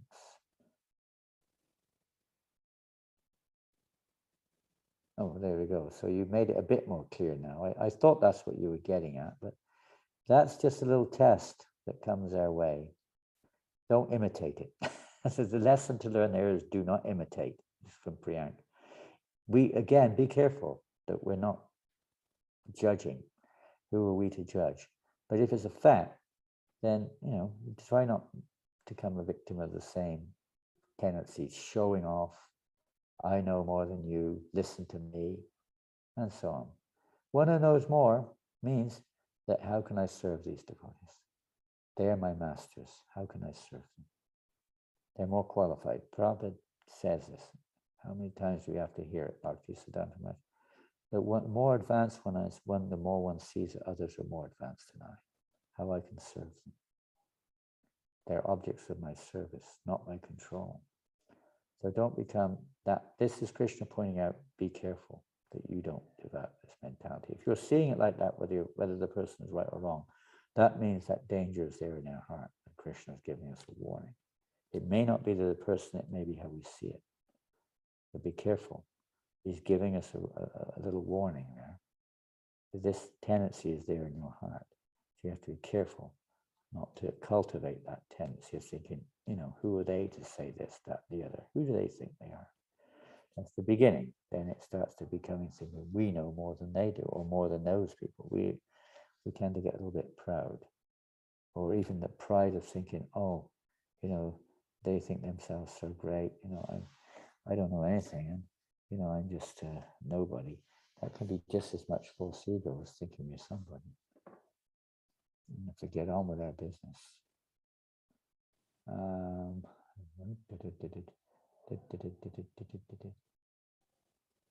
Okay, I think this will have to be the last one.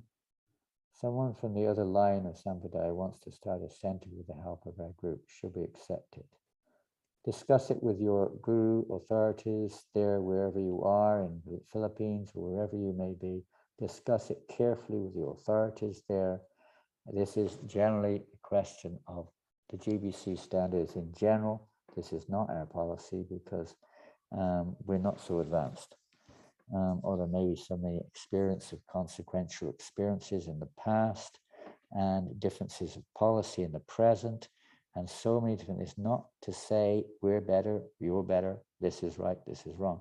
It's a matter of when you're children, just like when I went to school, for instance. I remember when I was going to school as a young kid, 12, 13 years old, we had what was called grammar school and secondary school. And I was in the grammar school and there was a secondary school at some distance separated. You could go from one to the other if you became what they termed as eligible. If you weren't behaved properly, you would have to leave the grammar school and go to the secondary school. And if you behaved properly and were a little bit intelligent, you went to the grammar school. That was the policy. And it could swap any time. Then after a few years, they merged everything into one high school. And I can tell you, it was a disaster, total disaster. Everyone became a monkey, basically speaking. There's a certain amount of division. It's not the one's right and one's wrong. It's just a question of a different stage, a different practice, and so on and so forth. Different classes are there for persons who are tuned in to what they're tuned in. So if you want to increase your faith in Srila Prabhupada, then you have to be very careful in this regard. That's all. Discuss it, and there are some very, very sincere, no question. I'm not sincere, but there are so many sincere devotees everywhere. One just has to do that which is pleasing to one's spiritual master, pleasing to the acharyas. Discuss it with your local leaders there before making any moves in those directions.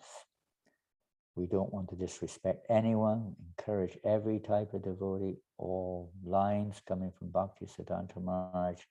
We're connected to the degree that we're connected. There's not a question that, when we're neophytes, we see it a little bit like that. When you grow up, it's not a problem. When one grows up, it may not be a problem at all. We can see, we haven't got time to get into details on this in terms of, many things. But respect must always be there. Encouragement must always be there. We have to be a little careful when we're neophytes, that we don't, one, offend one's immediate authority or spiritual masters, and two, become confused, and so on and so forth like that. So a little clarity is required there. Principle, there may be one day the day will come that we'll all rise and we'll all be dancing and loving embraces. We'll all aim for the same thing. The goal is Krishna Prema, the goal is loving service. Bhaktivinoda Thakur wants all the rivers, what to speak of Vaishnavism, all the rivers of religions to the world flowing into the channel of Vaishnavism. So we all go back to Godhead.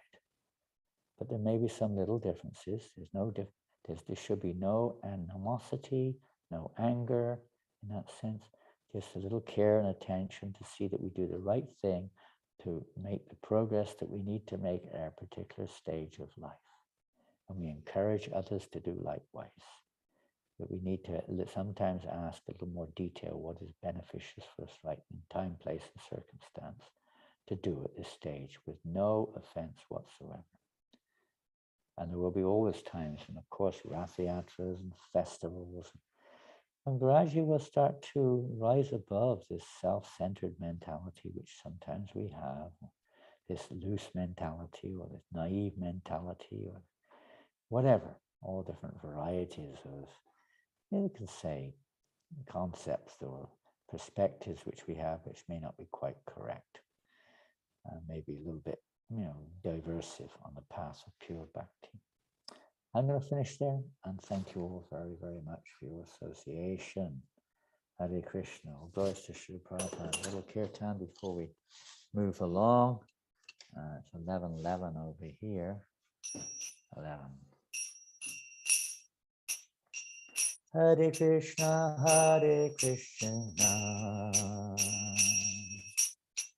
Krishna Krishna, Hare Hare,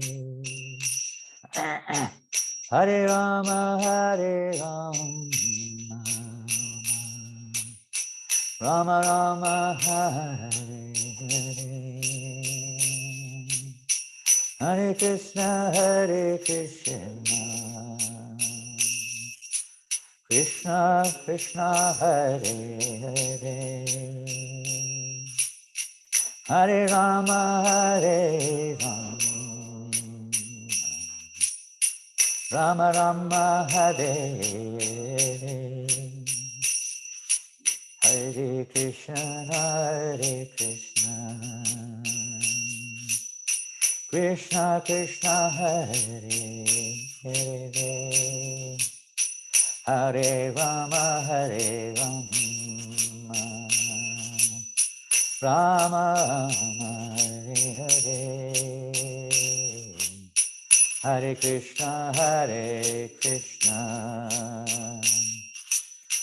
Krishna Krishna, Hare Hare,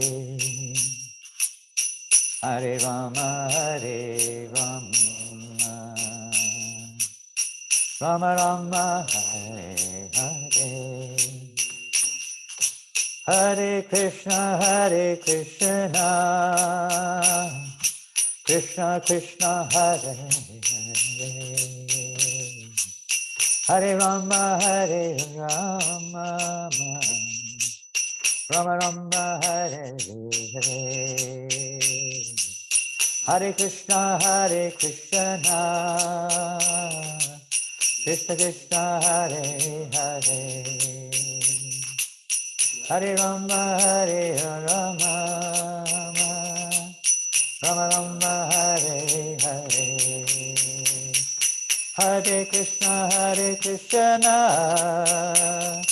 Krishna Krishna, Hare Hare, Hare Rama, Hare Rama, Rama Rama, Hare Hare.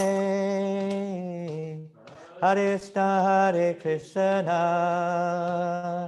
Krishna Krishna, Hare Hare, Hare Rama, Hare Rama, Rama Rama, Hare Hare.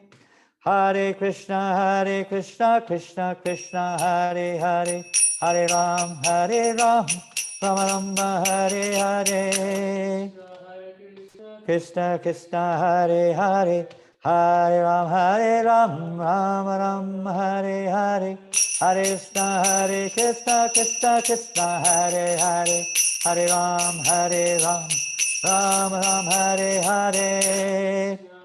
Krishna Krishna Krishna, Hare Hare, Hare Ram, Hare Krishna, Krishna Krishna, Hare Hare, Hare Rama, Rama Rama, Hare Hare. Hare Krishna,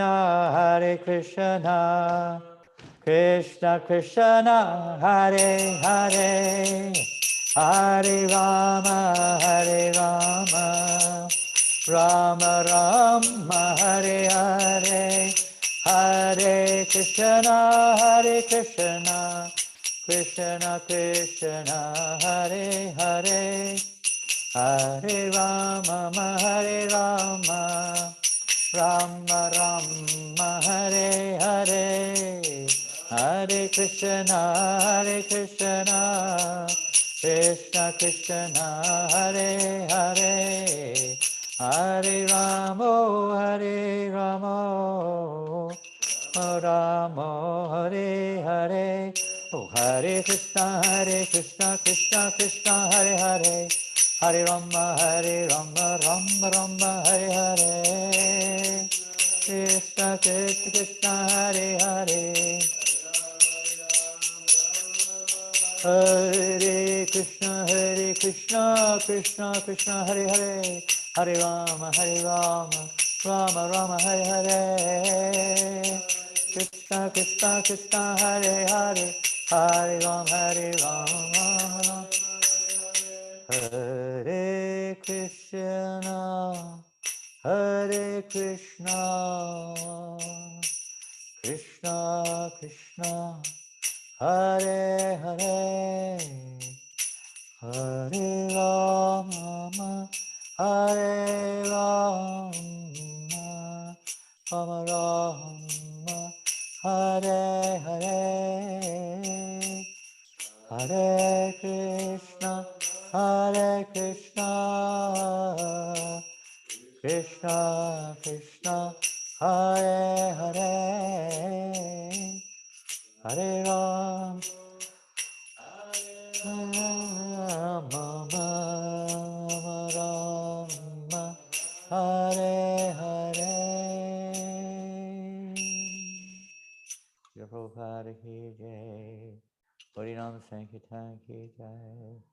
Don't forget, a devotee is not just somebody who, let's say, is learned, but somebody acts according to their learning.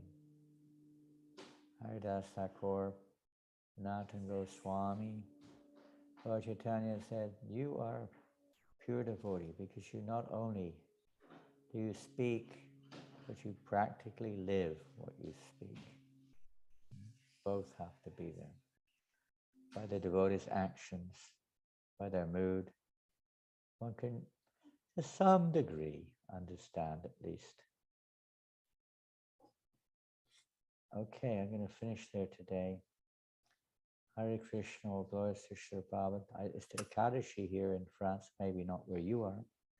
Today is Ekadashi, and very soon we'll be having, we got Jai Vaita Swami coming to New Mayapur today. We're very blessed. One of the first devotees in ISKCON. 66, he joined Prabhupada's mission in New York. One of the oldest devotees, there are only a few, he, Mukunda Maharaj, one or two others only, maybe still active in our movement from that time. So we're very fortunate, and we're having a mela, of course, with Balaram Purni coming up, Yatra, Madhava Prabhu's coming here to New Mayapur, I believe.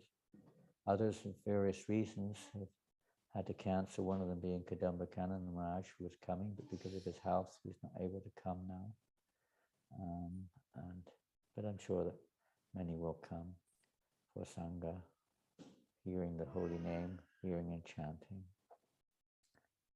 Keep chanting, and please Kirtan. Kirtan, or let's say Sankirtan. Chanting loudly in the association of devotees. This can drive away all your, say, unenthusiasm, lack of enthusiasm, or despondency, or whatever it is. Just Lord Chaitanya's movement is based on Sankirtan. So absorb yourself in Sankirtan. This will wake us up. Dance and chant. Hare Krishna, Srila Prabhupada ki jai. Go Premanandi. Hare Bol. We'll see you all soon. Hare Krishna. Thank you. Hare Bol. Hare Bol. Hare Bol. Hare Bol. More Sankirtan. All these problems, why I didn't say earlier, I do not know. But all these problems, Krishna reminds us when the time's right. All these problems are due to lack of Sankirtan, not some external adjustments. Lack of Sankirtan. Chant loudly alone, chant with others, chant wherever you can.